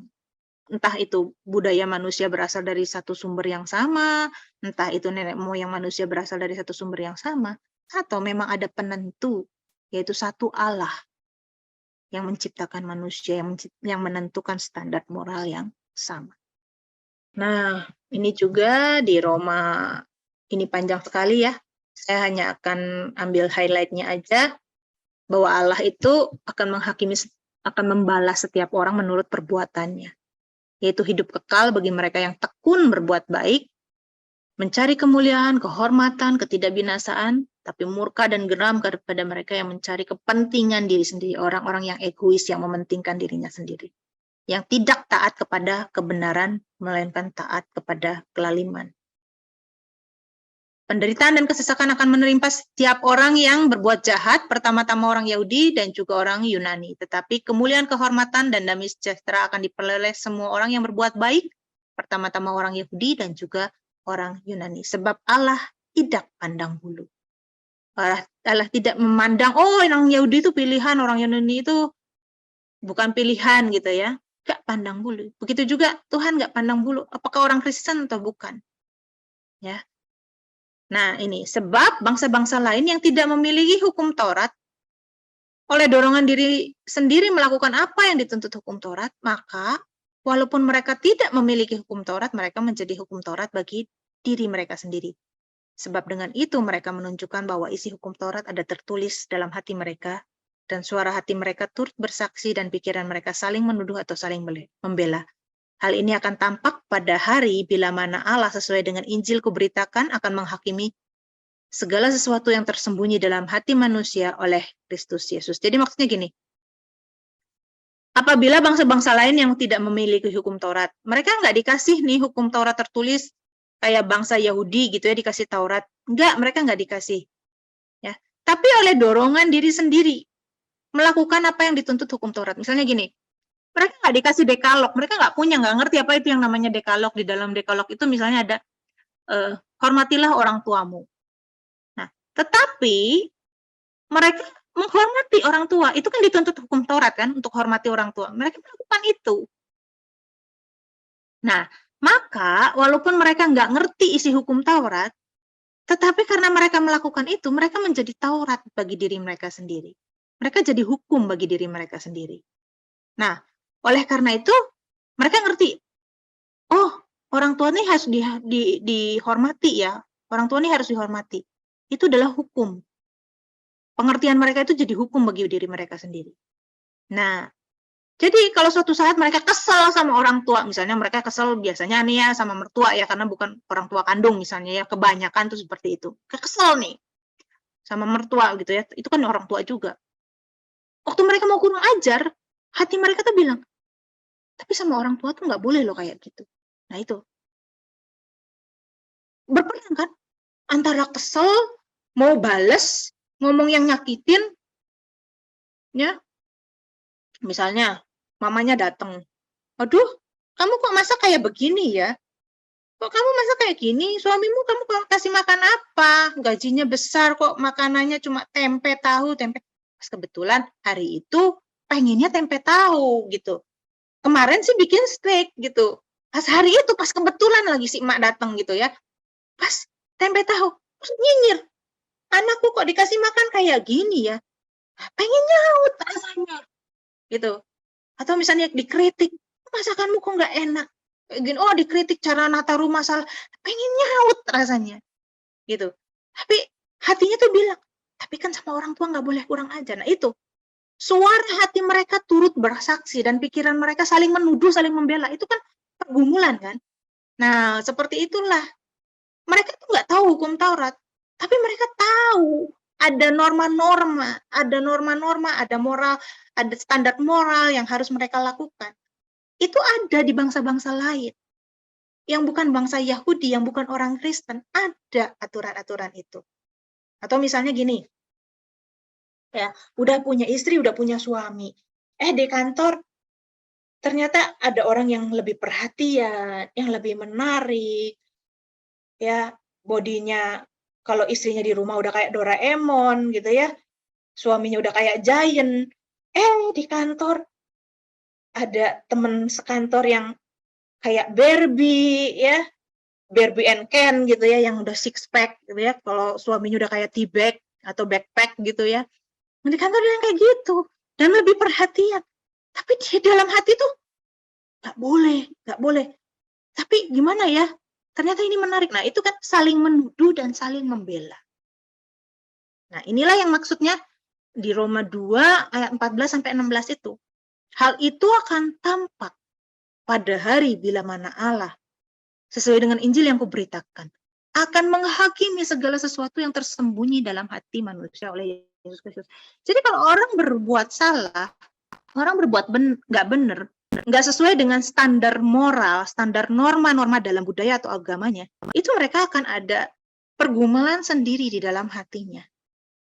Dan kalau orang itu kekeh untuk melanggar semuanya itu, dia tahu kok dia salah. Dan pada waktu di pengadilan Tuhan, dia nggak bisa ngelak. Aku nggak tahu Tuhan kalau aku melakukan kesalahan, nggak bisa ngelak. Ya, jadi bangsa-bangsa lain itu tuntutannya adalah untuk tunduk pada setiap norma-norma atau norma susila ya, atau standar moral ya, sesuai dengan apa yang mereka warisi dari lingkungan budaya mereka. Nah, itu maksudnya setiap orang akan dihakimi menurut perbuatan atau menurut kitab-kitab dalam Wahyu 20 atau menurut hati nurani ya dalam Roma 2. Ya. Jadi untuk bangsa-bangsa lain yang tidak pernah mengenal Injil yang benar atau tidak pernah mendengar Injil sama sekali, atau orang Kristen yang mendengar Injil yang salah, mereka akan dihakimi menurut hati nurani atau menurut kitab-kitab, yaitu standar moral menurut budaya mereka masing-masing atau menurut agama mereka masing-masing. Nah, itulah artinya dihakimi menurut kitab-kitab atau menurut hati nurani. Nah, di dalam Roma 25 ayat 31 sampai 46, Tuhan Yesus menggambarkan bagaimana pengadilan terakhir itu. Tuhan Yesus menggambarkan bagaimana pengadilan terakhir itu. Saya bukakan di Matius 25. Ini ayat ini juga cukup penting, makanya saya buka. Ya. Tuhan Yesus menggambarkan begini, apabila anak manusia datang dalam kemuliaannya, dan semua malaikat bersama-sama dengan dia, maka ia akan bersemayam di atas tahta kemuliaannya. Lalu semua bangsa akan dikumpulkan di hadapannya, dan ia akan memisahkan mereka seorang daripada seorang, sama seperti gembala memisahkan domba dari kambing. Dan ia akan menempatkan domba-domba di sebelah kanannya dan kambing-kambing di sebelah kirinya. Dan raja itu berkata kepada yang di sebelah kanannya, mari, hai kamu yang diberkati oleh Bapakku, terimalah kerajaan yang telah disediakan bagi kamu sejak dunia dijadikan. Karena apa? Karena mereka menyembah Yesus? Bukan. Karena ketika aku lapar, kamu memberi aku makan. Sebab ketika aku lapar, kamu memberi aku makan. Ketika aku haus, kamu memberi aku minum. Ketika aku orang asing, kamu memberi aku tumpangan. Ya, dan seterusnya dan seterusnya. Ayat yang ke-39. Bila mana kami melihat engkau sakit atau dalam penjara dan kami mengunjungi engkau? Dan raja itu menjawab mereka, aku berkata kepadamu, sesungguhnya segala sesuatu yang kamu lakukan untuk salah seorang dari saudaraku yang paling hina ini, kamu telah melakukannya untuk aku. Raja itu berkata kepada orang-orang di sebelah kanannya, kalau kamu memperlakukan manusia, mengasihi sesama manusia, memperlakukan manusia seperti dirimu sendiri, kamu mengasihi sesamamu manusia, maka kamu layak masuk dalam kerajaan. Nggak ada ini soal penyembahan lah, soal ibadah lah, nggak ada. Kemudian, dan ia akan berkata juga kepada mereka yang di sebelah kirinya, Nyala dari hadapanku, hai kamu orang-orang terkutuk. Nyala ke dalam api kekal yang telah disediakan untuk iblis dan malaikat-malaikatnya. Jadi api kekal itu asalnya disediakan untuk iblis dan malaikat-malaikatnya, bukan untuk manusia. Tetapi manusia yang kelakuannya kayak iblis, layak dimasukin ke situ. Ya, api kekal itu disediakan awalnya untuk iblis dan malaikat-malaikatnya, bukan untuk manusia. Tapi manusia yang kelakuannya kayak iblis layak dimasukin ke situ. Ya, jadi nggak ada itu namanya, ya iblis itu nyiksa manusia di neraka, nggak ada. Karena neraka itu memang diciptakan untuk iblis. Ya, jadi nggak ada yang namanya manusia disiksa oleh iblis di neraka. Nah, kenapa orang-orang itu dimasukin ke dalam neraka? Ketika aku lapar, kamu tidak kasih aku makan. Ketika aku haus, kamu nggak kasih aku minum. Nggak punya belas kasihan terhadap sesama manusia. Ketika aku orang asing, kamu nggak kasih aku tumpangan, nggak punya kepedulian. Ketika aku telanjang, kamu tidak kasih aku pakaian. Ketika aku sakit, dalam penjara, kamu tidak melawat aku. Lalu mereka pun tanya, kapan sih kita ngelihat kau seperti itu? Ia menjawab mereka, aku berkata kepadamu sesungguhnya segala sesuatu yang tidak kamu lakukan untuk salah seorang dari yang paling hina ini, kamu tidak melakukannya juga untuk aku. Dan mereka ini akan masuk ke dalam siksaan yang kekal. Nah, seringkali kita membedakan manusia, memandang manusia itu dari status ekonomi, sosial, budaya. Kalau dia enggak sebangsa sama kita, maka kita enggak menganggap dia sesama manusia. Oh, bukan sama-sama orang Jawa. Oh, bukan sama-sama orang Tionghoa. Oh, bukan sama-sama orang Batak, dan lain sebagainya. Maka kita membedakan cara perlakuan. Atau status ekonomi. Oh, dia kan dari status ekonomi yang lebih bawah, ya udah, aku juga memperlakukannya enggak lebih bawah gitu daripada aku bedakan cara perlakuan. Misalnya seperti itu. Nah, di sini Tuhan bilang, kalau kamu dikasih orang yang paling hina, yang kamu anggap paling hina, entah itu berbeda bangsa dengan kamu, ya kadang kan orang punya kebanggaan, ya oh nih, gua kayak orang Yahudi kan, bangsa Yahudi tuh merasa dirinya yang paling tinggi gitu. Kalau bangsa lain tuh hina. Ada orang yang misalnya, oh orang-orang yang satu level ekonomi dengan aku adalah orang-orang yang layak aku perlakukan dengan terhormat. Tapi orang yang levelnya bawah, ya udahlah, lakukan seadanya, secukupnya gitu. Nah, orang seringkali tidak memperlakukan sesamanya itu seperti dirinya sendiri, bagaimana dia ingin diperlakukan. Dan Tuhan akan mengirimkan Lazarus, orang yang kita anggap mungkin hina, untuk memberi kesempatan kepada kita masuk surga atau enggak. Untuk memberi kesempatan kepada kita mempraktekkan belas kasihan, mempraktekkan kasih, cara kita memperhatikan orang, ya, untuk kita menolong mereka. Nah itu, sedikit lagi ya, nanggung soalnya kalau saya berhenti. Nah, jadi ya jangan kita kaku, jangan kita harus fleksibel, kita harus punya pemahaman yang lentur bahwa Tuhan itu beri kesempatan orang-orang di luar Kristen juga untuk bisa masuk ke dalam langit yang baru dan bumi yang baru. Ya, kenapa? Karena Tuhan menghendaki supaya semua orang diselamatkan. Tuhan tidak menghendaki ada satu orang pun yang binasa. Tuhan tidak menghendaki ada orang yang binasa, biarpun cuma satu orang. Ya, karena Tuhan itu kasih. Oleh karena itu, semua manusia itu ditebus oleh Tuhan. Tapi tentu ada keadilan Tuhan. Ya, tidak mungkin orang-orang yang hidup seenaknya itu bisa mendapatkan sama gitu ya, dengan upah yang sama dengan orang-orang yang berjuang untuk hidup seperti Tuhan Yesus. Nah, oleh karena itulah ada penghakiman terakhir. Karena setiap manusia harus bertanggung jawab dengan kehidupannya sendiri. Orang-orang Jawa itu punya istilah enggak surga nunut, neraka katut gitu ya. Enggak. Keselamatan itu kita pertanggungjawabkan dengan diri kita sendiri. Kita harus bertanggung jawab atas kehidupan yang Tuhan berikan kepada kita. Oke, mungkin sampai sini aja cukup, nanti kelamaan. Ya, silakan Kak Ana, saya bantu Kak Ana untuk membaca pertanyaan-pertanyaannya ya. Saya baca dari Ian Syarif ya, dari Bandung.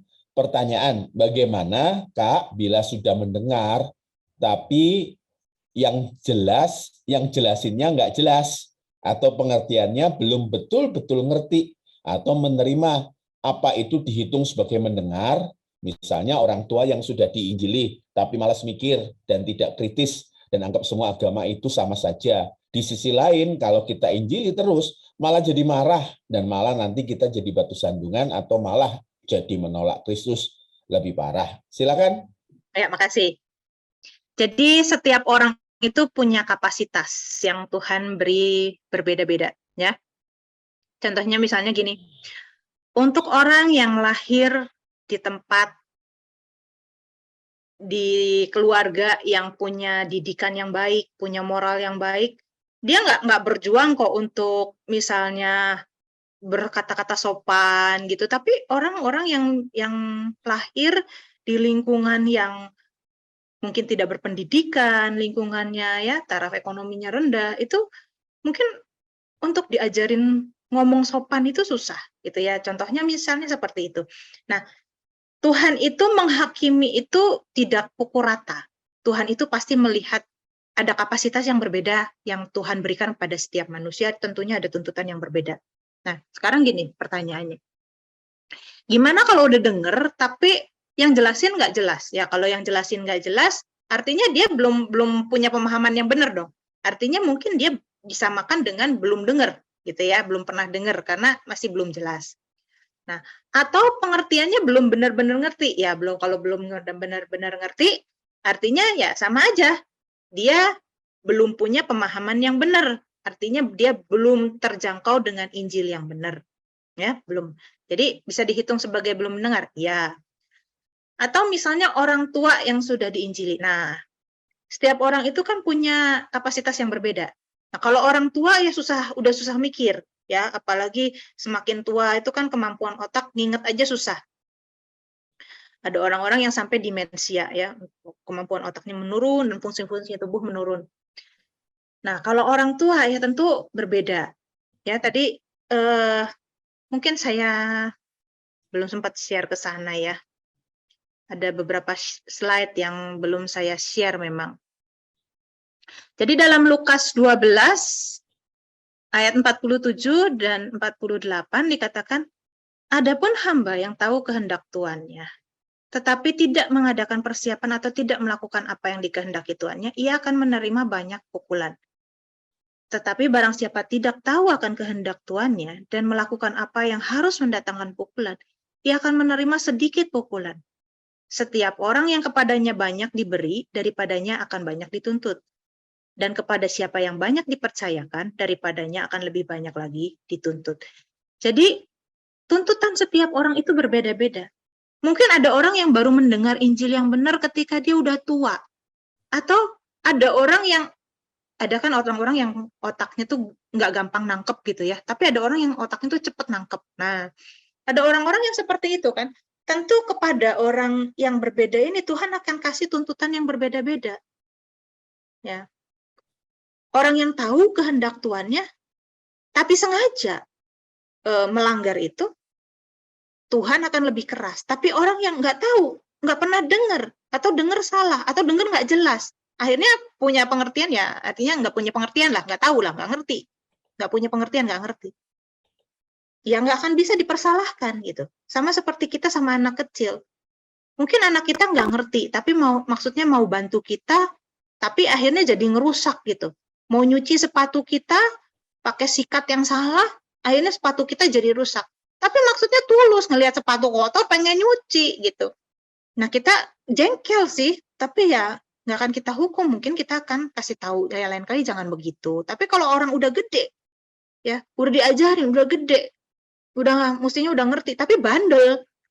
Katakanlah misalnya pembantu, udah diajarin berkali-kali, bandel aja tetap. Nah, akhirnya kita marah kan. Nah, contohnya seperti itu. Ya, jadi di sisi lain kalau kita injili malah, ya udah kalau memang ada orang-orang yang kapasitas otaknya mungkin karena dia sudah tua atau karena dia mungkin tidak cerdas, akhirnya kita nggak bisa jelasin terlalu banyak. Contohnya misalnya ya di pengajaran Nine Discipleship ini bukan segmen yang disukai oleh banyak orang, karena di sini diajak untuk mikir gitu, dan banyak orang nggak suka untuk dengerin ini, sehingga banyak ya kita nggak ambil segmen yang itu, segmen yang misalnya kita nggak ngejar banyak orang untuk masuk ke sini gitu. Kita nggak ngejar, tapi yang penting kita nggak ngejar kuantitas, tapi yang penting kita ngejar kualitas gitu di sini di Nine Discipleship ini, ya. Nggak, oh lah, ayo banyak orang datang. Kenapa? Karena mungkin nggak banyak orang juga untuk mau berpusing-pusing dengerin pengajaran di Nine Discipleship ini. Contohnya aja seperti itu. Ya, saya kira begitu, Ian. Terima kasih. Saya lari ke Pak Timur nih. Harusnya bisa kalau Pak Timur punya waktu untuk menyalakan video. Pak Timur tuh berkomentar seperti ini, mengerikan bila kita tergabung dengan pengajar-pengajar yang kurang tepat. Rasanya menyinggung rasa keadilan sebagai manusia. Maksud Pak Timur apa ini? Boleh berbagi? Gini ya Mas, tadi dari penjelasan Kak Ana tadi, ketika kita harus menghadapi Bama ya tadi. Bema, Pak. Ya, Bema ya. Kita menghadapi Bema itu, saya jegrik saya. Jujur aja saya jegrik. Bulu kuduk berdiri gitu loh. Iya, jegrik saya. Karena apa? Selama ini ya seperti dijelaskan tadi, kita tuh ketika menghadap tahta itu kita pikirnya bagi-bagi hadiah gitu loh. Bagi mahkota gitu. Bahkan ya, tapi kan bukan itu yang dialami oleh Paulus di depan Bema itu. Begitu ya, juga yang dialami oleh Kristus di depan Bema Pilatus. Iya. Ketika itu saya jadi jegrik itu gara-gara ya itu. Terus ya kasihan toh. Saya kan akhirnya memikirkan orang-orang yang dulu pergi mendahului kita gitu. Mereka dengan pengajaran yang sangat sederhana seperti itu. Hidup pokoknya mempercayai apa kata gurunya, kan gitu. Terus terlebih pada zaman sekarang ini terjadi pengajaran yang sedemikian rupa, kita sendiri aja kesulitan untuk menyampaikan Injil yang benar murni gitu loh. Mereka bagaimana nasibnya, padahal itu kesalahan tidak terletak kepada yang bersangkutan tetapi kepada gurunya yang mengajarkan yang kurang. Ya saya bersyukur bisa ada di tengah-tengah lain sehingga boleh dimurnikan, semakin digosok dan dijelaskan dan disehatkan melalui firman Tuhan yang kita tiap hari tiap saat kita pelajari bersama-sama seperti ini. Jadi rasanya kok gak adil ya Tuhan, rasanya gitu ya. Tapi saya sebenarnya ya nggak nyaman loh saya nulis menyinggung rasa keadilan kemanusiaan itu kok harus seperti itu gitu loh. Rasanya itu saya tidak bisa menjelaskan batin saya ya. Kira-kira begitulah. Terima kasih, belum bisa Pak membahasakan batin saya itu belum bisa. Gitu. Nah, kalau gitu selamat berbagi ya Pak. Kalau gitu selamat berbagi dengan bijaksana tentunya ya. Tuhan berkati dan semangat. Di Perjanjian Lama ada ayat yang mengatakan gini, orang yang betul-betul mencari aku akan menemukan aku. Di Perjanjian Baru juga ada ayat yang mengatakan orang yang haus dan lapar akan kebenaran itu akan dipuaskan. Artinya gini Pak, setiap orang yang betul-betul pengen cari kebenaran, betul-betul ingin mengejar Tuhan, ingin hidup benar di hadapan Tuhan, Tuhan pasti akan membukakan kebenaran-kebenaran itu sama dia. Tapi kalau orang udah, ya udahlah cukup, pokoknya jadi Kristen ya udah cukup. Udah nggak ada kehausan untuk hidup benar, nggak ada kehausan untuk mengerti kehendak Tuhan, ya udah Tuhan nggak akan bukakan sama dia. Nah, tadi Bapak tanya gimana ya orang-orang yang dulu itu, ya saya yakin kalau orang-orang itu punya kerinduan untuk mengerti kehendak Tuhan, walaupun mereka mungkin belum punya doktrin ya, suatu konsep pemahaman yang seperti kita miliki sekarang, tapi mereka berjuang untuk hidup benar, walaupun mereka nggak ngerti dasarnya di mana, tapi mereka berjuang, pada akhirnya Tuhan akan membenarkan mereka gitu, karena perjuangan mereka akan itu kan, yang penting kan kita di hadapan Tuhan itu kan, masing-masing kita di hadapan Tuhan, tanggung jawaban kehidupan kita. Nah, walaupun mereka mungkin belum punya pemahaman yang benar, tapi mereka berjuang untuk hidup benar. Nah, tapi kalau orang-orang itu punya kecerdasan dan sebagainya, terus dia berjuang untuk dia haus dan rindu akan kebenaran, Tuhan akan bukakan wahyu-wahyu itu, revelation itu tentang kebenaran-kebenarannya. Pasti Tuhan akan bukakan. Ya, Terima baik. kasih. Terima kasih. Terima kasih, Pak. Selamat berjuang. Nah, ini saya mau tanya sama Ian Syarif, pernyataannya. Bertahun-tahun, saya ini mikir aneh sekali kalau semua tergantung sama istilah dead bad. Maksudnya bukan conversion ya, confession ya. Konversi 1 detik sebelum, konversi 1 Iya, detik kayak sebelum yang meninggal. itu biasanya ini diambil dari yang penjahat di samping Tuhan Yesus itu, yang hari ini kamu bersama-sama dengan aku di Firdaus, kan dia mau mati terus dia bilang gitu. Yang saya pahami ya, hati nurani itu kan, kebenaran itu kan diukir di hati nurani. Karena kita dihakimi menurut perbuatan itu bukan, ditimbang-timbang perbuatannya, banyak perbuatan baik atau banyak perbuatan jahat, ditimbang-timbang, bukan seperti itu. Tapi kita dihakimi menurut perbuatan itu karakter kita atau hati nurani kita. Ya, kalau kita melakukan itu terus-menerus itu menjadi karakter. Karakter itu terukir di hati nurani. Nah, untuk membentuk hati nurani itu kan nggak bisa dalam sekejap mata. Nah, sedangkan penjahat di samping Kristus ini, yang satu kan bicara jelek tentang Yesus, yang satu bicara baik tentang Yesus. Nah, ada orang bilang, itu loh penjahat. Ya, Tuhan Yesus bilang, hari ini kamu bersama-sama dengan aku di Firdaus. Loh, tunggu dulu. Penjahat yang namanya penjahat waktu itu, di salib itu, enggak selalu semuanya itu adalah penjahat kriminal. Ada juga yang namanya penjahat politik, seperti orang-orang Zelot itu kan banyak yang memberontak terhadap Romawi itu kan disalib juga. Dan Tuhan Yesus ini adalah bukan penjahat kriminal, termasuk penjahat politik yang membahayakan pada waktu itu keamanan negara, perpecahan antara orang-orang Yahudi, pemberontakan orang-orang Yahudi yang bisa menjadi riot gitu kan. Nah, ini dianggap berbahaya oleh orang Roma, akhirnya disalib. Nah, dia termasuk penjahat politik, Tuhan Yesus ini. Dikorbankan, dimatikan, dibunuh karena penjahat politik. Termasuk orang yang bilang ini juga. Nah, orang ini bilang sama temennya, kamu dan saya itu layak dihukum seperti ini. Tapi orang ini, itu nggak layak loh dihukum seperti ini. Nah, kenapa sampai orang itu, orang yang dikatakan Tuhan Yesus, hari ini kamu bersama-sama dengan aku di Firdaus, itu sampai orang itu bisa bilang, orang ini loh orang baik. Artinya selama hidupnya dia mengenal Yesus. Dia mengenal siapa Yesus itu. Sampai dia bisa bilang gitu. Bukan sekejap mata pada saat disalib, pada saat meregang nyawa, terus dia bisa percaya Yesus, bukan. Ya, jadi nurani yang baik itu tidak terjadi dalam karakter, itu tidak terjadi dalam satu malam. Untuk mengubah kebiasaan kita aja ya. Kebiasaan aja misalnya, habis makan taruh di tempat cuci piring. Anak itu kan harus dilatih berkali-kali. Apalagi itu soal kebiasaan yang sepele. Apalagi kebiasaan yang mengkarakter gitu. Untuk bersikap jujur, untuk bersikap tulus, untuk motivasi yang benar, ya itu kan tidak mudah.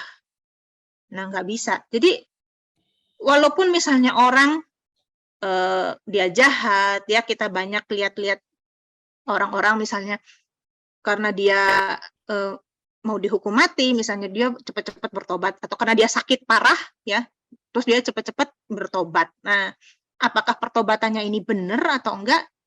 Tuhan yang mengetahui kedalaman hati manusia. Apakah dia bertobat karena ketakutan mau mati, ataukah memang dia betul-betul menyesali seluruh hidupnya? Itu Tuhan yang bisa melihat ke kedalaman hati manusia. Saya kira gitu, ya. Silakan kalau ada tanggapan. Ya, Kak Ane, Pak Sony, terima kasih sekali. Ya memang karena saya datang dari background, kan saya bergereja di Reform ya. Kalau Reform sendiri kan mereka percaya salvation by faith dan predestinasi lagi. Nah jadi ya argumennya buat apa kita mencoba dalam hidup juga toh. Karena kalau udah predestinasi, udahnya salvation by faith, berarti apapun yang kita lakukan nggak ada hasilnya. Nah, dan faith-nya itu apa gitu kan? Faith-nya itu ya, apa? Berbeda betul, kan pemahaman faith-nya. Nah, jadi di sana waktu itu selalu ada aja argumen yang saya tanyakan, nih keluarga udah berdoa nih untuk orang tuanya atau untuk kakeknya, terus kakeknya meninggal, terus nanti pendetanya alasan, oh kita nggak tahu 1 detik sebelum meninggal mungkin aja dia lihat Tuhan Yesus atau dia menerima Tuhan Yesus dalam hatinya. Nah, di mana saya setelah itu tanya, kalau gitu Tuhan Yesus sendiri sebenarnya orang Kristen bukan? Kalau kita ngomong cuma orang Kristen yang masuk surga, terus dia diam. Oh ya, Tuhan Yesus bukan orang Kristen ya. Nah, jadi sejak saat itu memang saya mempertanyakan banget tentang salvation atau soteriologi ya. Jadi saya nyari-nyari ke Koptik, ke Jewish Christian, dan saat itu waktu benar-benar saya berdoa, nggak lama itu keluar undangan ke komselnya Kak Sony yang di Bandung, Pak. Itu pertama kali. Nah, jadi dari sana saya ketemu Kak Sony pertama kali, saya wah, kok ini ngajarnya beda. Kalau di Reform kan mungkin bisa dianggap ya sesat gitu. Nah, jadi yang mungkin yang saya pengen tanya, yang dianut sama Nine itu lebih dekat ke ke Christian Jewish atau lebih dekat ke Koptik atau apa? Ya, saya bersyukur ya ada pengajar S3 yang bisa berpikir secara logika dan juga secara moralitasnya. Jadi saya rasa saya akhirnya setelah bertahun-tahun jadi orang Kristen, saya bisa punya damai sejahtera yang saya nggak bisa jelasin sih. Thank you banget Kak Sony. Ini yang tadi saya jelaskan sama Pak Timur, bahwa orang yang mencari sungguh-sungguh itu pasti akan Tuhan bawa untuk menemukan kebenaran itu. Kalau orang yang haus dan lapar akan kebenaran, Tuhan akan bawa ke situ. Nah, apa sih yang di ini Nine? Kalau saya mau rumusin secara teologis ya, ada kan dulu namanya Calvinis sama Arminianis. Calvinis itu percaya predestinasi, sedangkan Arminianis itu lebih percaya bahwa manusia punya free will yang bisa ikut menentukan. Nah, apakah Nine ini sepenuhnya Arminian? Ya bukan. Jadi itu kan sudah ratusan tahun yang lalu, dan teologi selalu berkembang ya, ilmu yang lain aja, ilmu kedokteran, ilmu ekonomi segala macam berkembang, masa teologi masih mau hidup di peradaban pertengahan gitu kan? Ya. Tapi dasarnya dari situ, bahwa kita percaya manusia itu dikasih Tuhan itu kehendak bebas. Ya. Yang pertama, keselamatan karena anugerah. Betul, sangat betul. Tuhan Yesus duluan yang mati. Tapi ya anugerah itu kan ditawarkan. Dan harus ada tangan yang namanya iman untuk menerima anugerah itu. Dan iman inilah, ya, iman timbul dari pendengaran, pendengaran akan firman Kristus, firman yang benar gitu. Nah, bagaimana manusia bisa punya iman yang benar? Bagaimana manusia bisa meresponi anugerah, mengerjakan keselamatan dengan takut dan gentar, dan seterusnya, dan seterusnya. Ini adalah bagian manusia. Ada bagian Tuhan pertama yang melakukan itu, yang melangkah itu, karena manusia nggak bisa mencapai Tuhan kalau Tuhan tidak, Tuhan sendiri yang menjangkau manusia. Dan kemudian anugerah yang Tuhan tawarkan ini harus diresponi dengan benar. Nah, itu sih pandangan Nine. Kalau misalnya mau lebih ini lagi, dalam soteriologi atau dalam doktrin keselamatan di dalam kekristenan, soteriologi, itu ada pandangan itu tripolar. Yang pertama, itu eksklusivisme. Eksklusivisme itu bahwa ya udah, cuma orang Kristen yang selamat. Dan cuma orang yang ditentukan oleh Tuhan, orang pilihan yang selamat. Itu adalah eksklusif. Nah, yang kedua adalah pluralisme atau universalisme.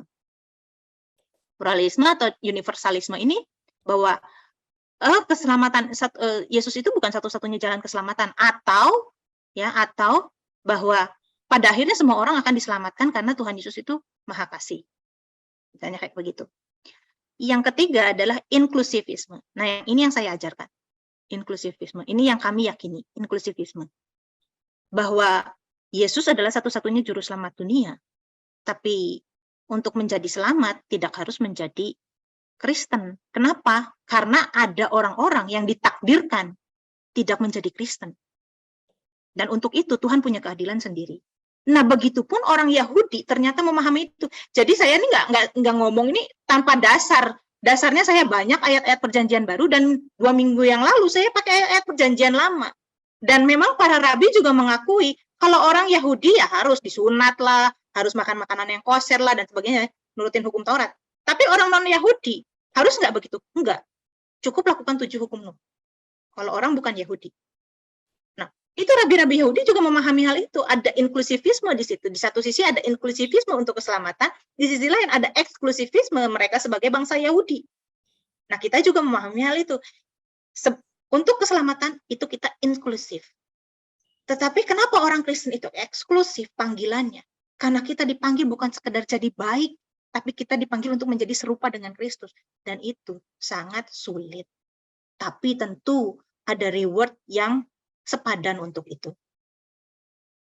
Nah, untuk tadi yang Ian katakan, gereja ortodoks memahami hal ini, memahami kehendak bebas. Jadi di dalam aliran agama, di dalam aliran Kristen, hanya gereja-gereja Lutheran dan gereja-gereja reformasi ya, jadi Martin Luther dan gerejanya Calvin yang memahami bahwa keselamatan itu ditentukan Tuhan. Tetapi gereja Katolik, gereja Ortodoks, dan juga kekristenan setelah reformasi, ya kekristenan setelah reformasi itu apa sih? Metodis, Baptis, Pentakosta, ya, Holiness, Wesleyan gitu ya, Holiness, itu memahami kehendak bebas. Jadi hanya gereja-gereja yang di abad-abad pertengahan, kekristenan Protestan mula-mula yang memahami predestinasi. Sedangkan Katolik, Ortodoks, sebelum Calvin, Katolik, Ortodoks, dan setelah Luther, gereja Metodis, Baptis, gereja Pentakosta, gereja Holiness, Wesleyan, dan sebagainya, seterusnya, itu percaya tentang kehendak bebas. Ya, terima kasih karena penjelasannya. Terima kasih. Oke, saya akan lanjut ke pertanyaannya Eliandro Pideksa di Surabaya. Bagaimana dengan bayi, balita yang meninggal dan belum mendengar Injil Kristus? Apakah status keselamatan si bayi atau balita tergantung kesalahan hidup dari orang tuanya? Yang kedua. Satu dulu ya Pak Sony. Satu dulu. Ya, jadi gini, semua orang itu kan ditebus oleh Tuhan Yesus dan semua orang dihakimi menurut perbuatannya atau hati nurani. Nah, bayi dan balita ini ya sudah ditebus oleh Tuhan Yesus. Nah, terus gimana hati nuraninya? Mereka nggak sempat untuk mengukir hati nurani. Karena gini, hati nurani itu kan dibentuk dari pertemuan antara pikiran atau jiwa. Manusia itu kan ada dua unsur. Unsur tubuh dan unsur roh. Roh ini kan dihembuskan dari nafas Allah. Nah, ketika tubuh dan roh ini bersatu, manusia menjadi makhluk yang hidup. Makhluk yang hidup itu ada jiwanya. Jiwa itu di mana sih? Bisa berpikir itu di mana? Pakai otak kan? Punya perasaan itu di mana? Di hati. Hati itu apa? Roh atau tubuh? Jiwa. Tengah-tengah pertemuan antara roh dan tubuh. Nah, pikiran itu di mana? Di tubuh atau di roh? Ya pertemuan antara tubuh dan roh. Terus keinginan, kehendak, motivasi itu ada di mana? Semuanya ada di jiwa. Dan jiwa itu adalah pertemuan antara tubuh dan roh.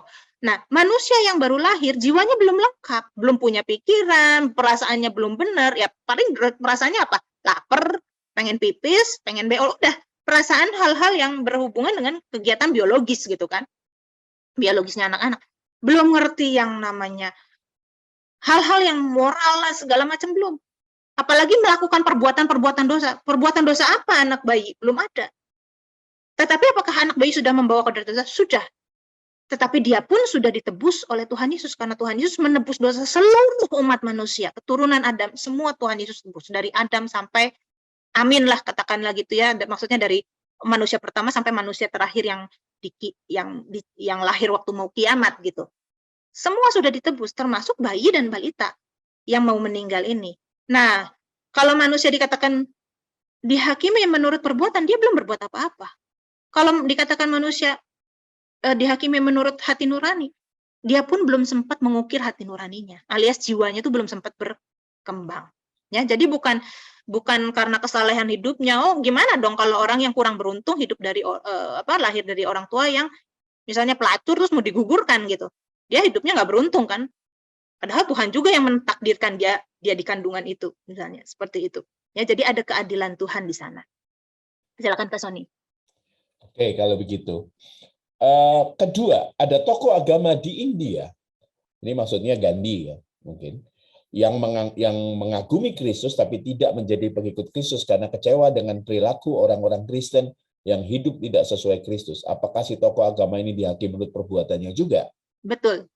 Dia dihakimi menurut kitab-kitab. Dan tadi ada satu slide lagi yang saya belum tampilkan. Di kesimpulannya belum saya tampilkan ini. Jadi Yesus Kristus adalah satu-satunya juru selamat dunia. Itu yang pertama.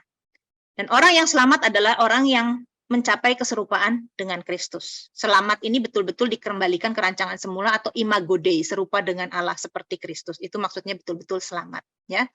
Maka saya percaya sekali selamat tetap selamat kalau dia betul-betul mencapai keselamatan yang sesungguhnya.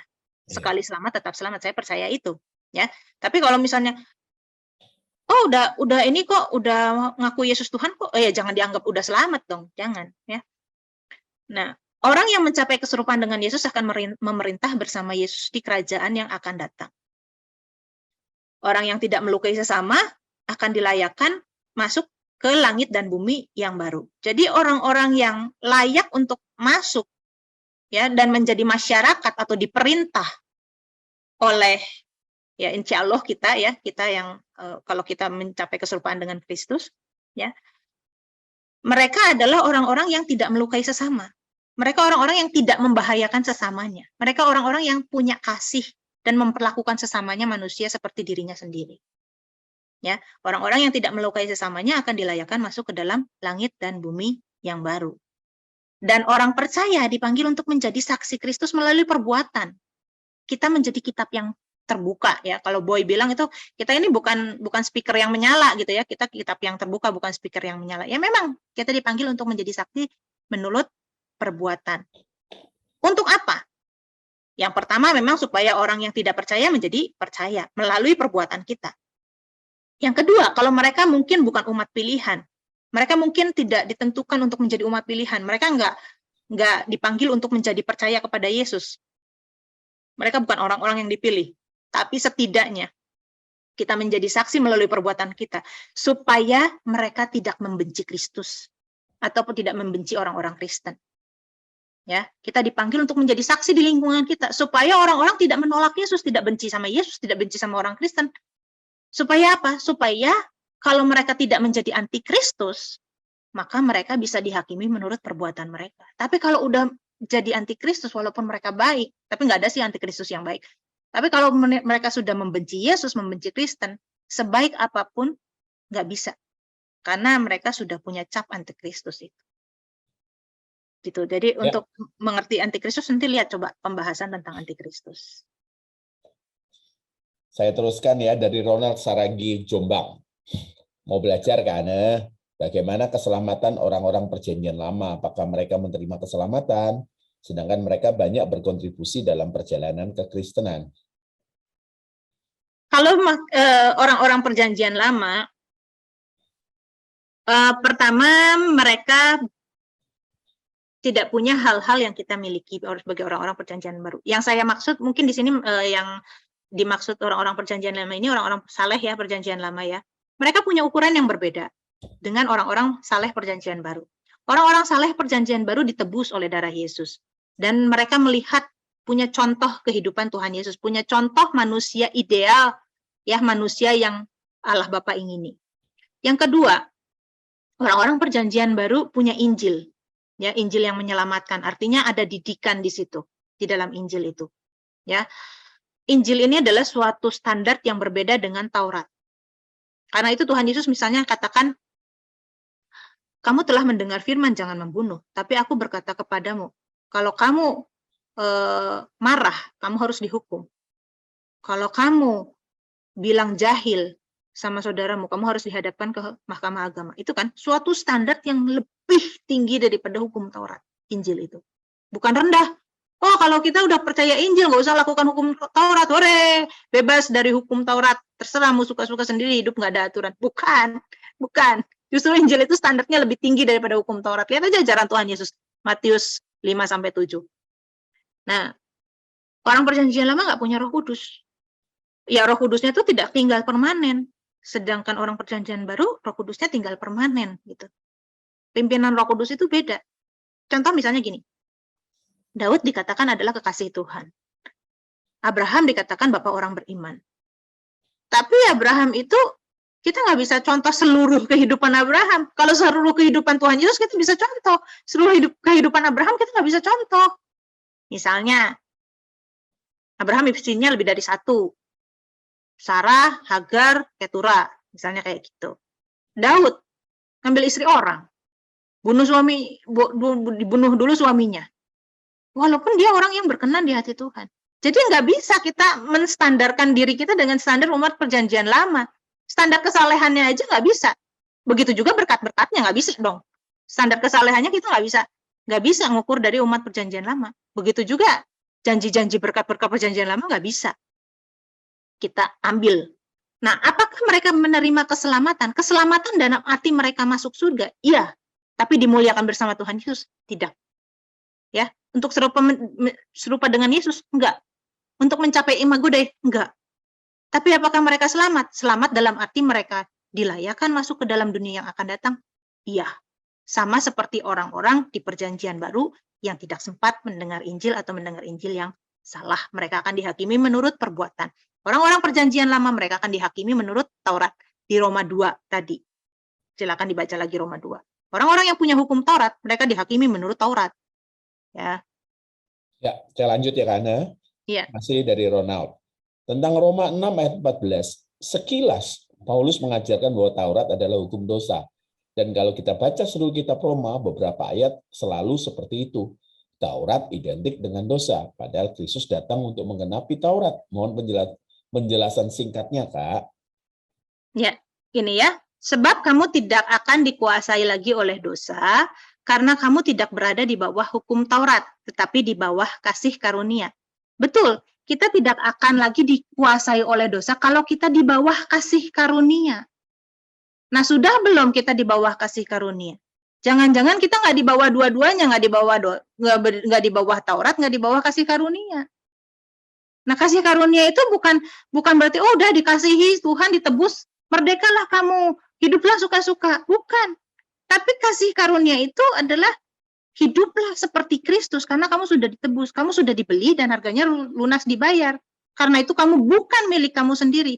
Kamu berhutang bukan kepada daging, tapi artinya kita nggak punya hutang. Ya punya. Kamu berhutang bukan kepada daging, tapi kepada Kristus. Yang ketiga, kayak dari Ronald Saragih, dia DM ke saya, private. Bolehkah minta untuk bahan tesis? Katanya gitu, bahannya untuk bahan tesis.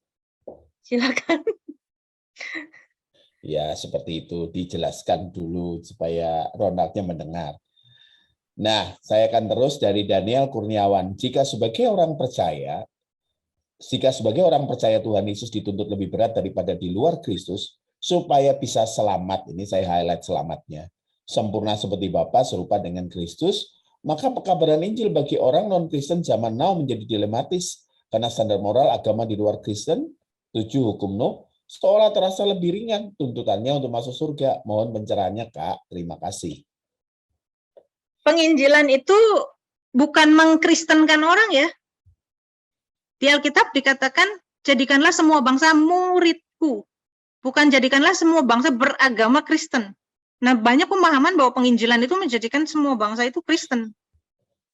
Enggak. Jadikan semua bangsa muridku. Pertama-tama kita harus menjadi murid Kristus. Sebelum kita ngajar orang, kalau kita mau jadi guru, kita jadi murid dulu kan. Nah, sebelum kita memuridkan orang, kita jadi murid Kristus dulu. Artinya, yang namanya murid zaman dulu, beda sama murid zaman sekarang. Lihat konteks ya. Kalau sekarang guru dan murid, kita masuk jam 7 pagi, keluar jam 12 siang, atau jam 3 sore, Sabtu Minggu libur sekolah. Tapi murid zaman dulu, itu mengikut kemana-mana. Relasi guru dan murid di dalam dunia kuno itu seperti itu. Coba aja lihat film-film deh. Relasi guru dan murid zaman dulu ribuan tahun yang lalu itu seperti itu. Film-film misalnya kayak orang Cina yang berguru silat gitu ya, berguru atau filsuf Yunani, berguru itu seperti itu, meninggalkan seluruh kehidupannya dan tinggal dengan gurunya. Sehingga dia mengkopi kehidupan gurunya, mengkopi cara hidup gurunya. Nah, jadikan semua bangsa muridku itu artinya adalah menjadikan semua orang itu mengkopi hidup kita.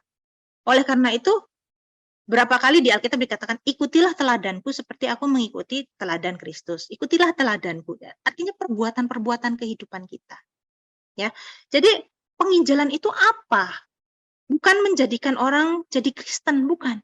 Tapi menjadikan orang serupa dengan Kristus, dan kita duluan harus serupa dengan Kristus. Nah, itulah penginjilan yang Tuhan Yesus maksud, ya, menjadikan semua bangsa muridku. Jadi bukan lagi dilema, enggak dilema kok.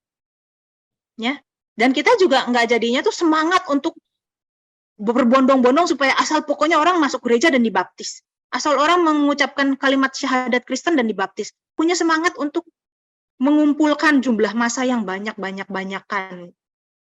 Enggak, ya. Dan di sini juga kita akhirnya bisa hidup di Indonesia, ya, negara yang majemuk ini, yang pluralisme ini, kita bisa hidup dengan damai dengan orang lain, dan kita enggak menghakimi, oh kamu pasti masuk neraka, dan kita menyinggung orang. Enggak. Kalau orang belum punya pemahaman yang benar, banyak tuh kayak misalnya yang lari ke Eropa itu, yang lari ke Amerika. Kenapa? Karena dia nggak punya pemahaman yang benar. Akhirnya dia melanggar hukum, ngejelek-jelekin agama orang, ya. Akhirnya tidak bisa hidup berbangsa dan bernegara dengan damai. Jadi batu sandungan, jadi buat orang benci dengan Kristen. Malah buat orang benci dengan kekristenan. Oh, kekristenan kok benci sama agama saya? Kok orang Kristen bilang nabi saya jelek? Kok orang Kristen bilang agama saya jelek? Nah, kita pun kalau digitukan kan, misalnya kita didakwah sama orang lain, diajak masuk agama orang lain. Dengan cara apa? Kalau kamu nggak ikut agamaku, misalnya saya Kristen, Anda, kalau kamu nggak ikut agama saya, kamu masuk neraka loh, agamamu salah loh. Yang benar tuh harus begini. Nah, kalau saya digituin, pasti saya akan langsung, tar dulu. Masa cuma kamu aja yang masuk surga? Pasti saya akan bilang gitu. Ya menurut saya agama saya benar kok. Gitu. Nah, tapi kita nginjelin tuh, pertama kita liatin dulu cara hidup kita. Ini loh cara hidup orang yang mengenal Allah tuh begini. Nah, itu yang sulit kan, sulit banget. Apalagi sampai orang, wah, orang Kristen tuh begini ya. Aku mau deh jadi Kristen. Nah, sampai di situ itu namanya penginjilan yang benar, menjadi saksi Kristus tuh begitu. Sampai orang lihat kehidupan kita dan tertarik untuk mengikut Kristus yang kita ikuti. Gitu. Itu sih pemahaman saya ya. Yang saya pahami sampai saat ini. Ya. Saya baca terakhir dari YouTube yang di-share, yang ditanyakan oleh David Boitonara.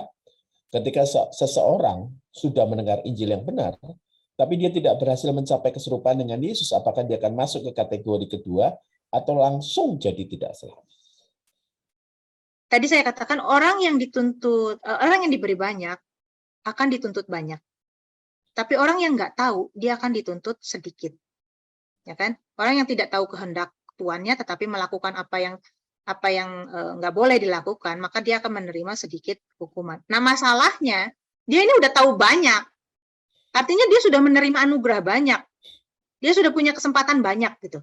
Tapi dia nggak mau melakukannya. Kayak gini, misalnya bapaknya kaya. Bapaknya pinter. Anak ini pinter. Bapaknya bilang, kamu masuk universitas yang nomor 1. Walaupun mahal, papa bayarin. Keluar negeri pun nggak apa-apa. Papa bayarin, bapak sediain semuanya. Terus dia bilang, nggak mau apa, aku capek sekolah, cukup lulusan SD. Ini namanya kurang ajar, menyia-nyiakan anugerah. Suaminya bilang, kamu sekolah dong yang benar, biar bisa mewarisi perusahaan papa.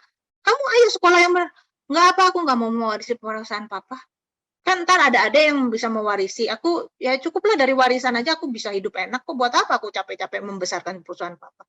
Kan nanti papa kasih warisan juga sama aku. Kurang ajar nggak orang kayak begini? Ya, nilai sendiri, menurut ukuran manusia itu kurang ajar nggak? Dia punya fasilitas, dia punya segala macam, dia punya kemampuan, tapi dia bilang, enggak deh, cukup aja gue lulusan SD aja, terus gue mau main game, gue mau suka-suka, bapak gue kan kaya. Ntar gue dapat warisan setidaknya ya 50% buat gue, 50% buat adik, itu aja udah cukup. Biar adik aja deh yang ngembangin perusahaan bapak gue. Nah, itu namanya orang kurang ajar. Ya, kalau orang udah kurang ajar gitu, dia menolak anugerah. Jadi seberapa dia akan masuk kategori kedua atau ketiga, dia dihakimi menurut perbuatan atau betul-betul dia kurang ajar langsung dibuang ke neraka, itu Tuhan yang tahu. Tuhan yang menilai hati manusia. Apakah dia masuk kategori kedua, dihakimi menurut perbuatan, perbuatannya sesuai hukum moral umum, dia boleh masuk surga? Ya mungkin. Mungkin juga dia dianggap terlalu kurang ajar dan akhirnya masuk neraka. Bisa jadi.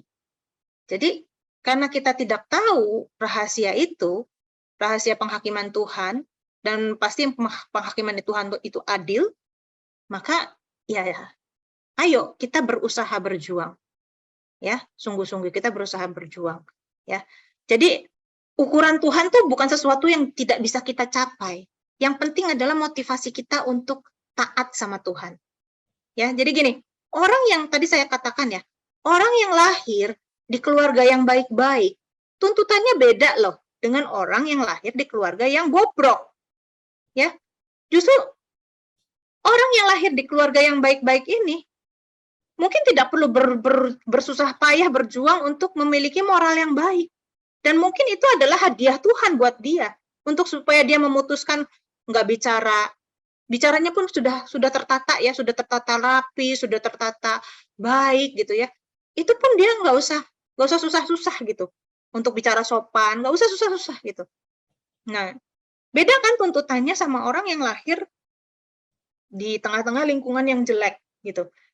Jadi nggak bisa, penghakiman Tuhan itu nggak bisa dipukul rata sama semua.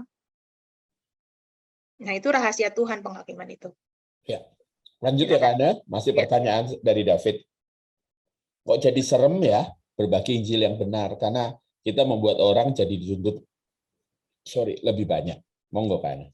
Yang jadi serem ini kalau kita berkumpul bersama-sama di sini loh, kita tahu lebih banyak. Apalagi saya yang ngajarin, itu paling serem. Ngerti seremnya Nain, Bapak Ibu? Baik, kalau begitu terima kasih malam ini sudah bersama-sama dengan kami ya. Kita akan tutup, kita akan berdoa, selamat berjuang, semangat. Bapak Surgawi, terima kasih kalau malam ini kami mendapatkan pelajaran. Kami percaya bahwa apa yang kami pelajari hari ini akan membuat kami makin sungguh-sungguh memperkarakan hidup kami di hadapan Bapa di surga. Terima kasih Roh Kudus, tetaplah bersama dengan kami, dampingi kami, ingatkan kami di manusia batiniah kami, sehingga kami betul-betul memfokuskan hidup kami menjadi seperti anak tunggal Bapa di surga, yaitu Tuhan Yesus Kristus. Kami bersyukur dalam nama Tuhan Yesus. Amin.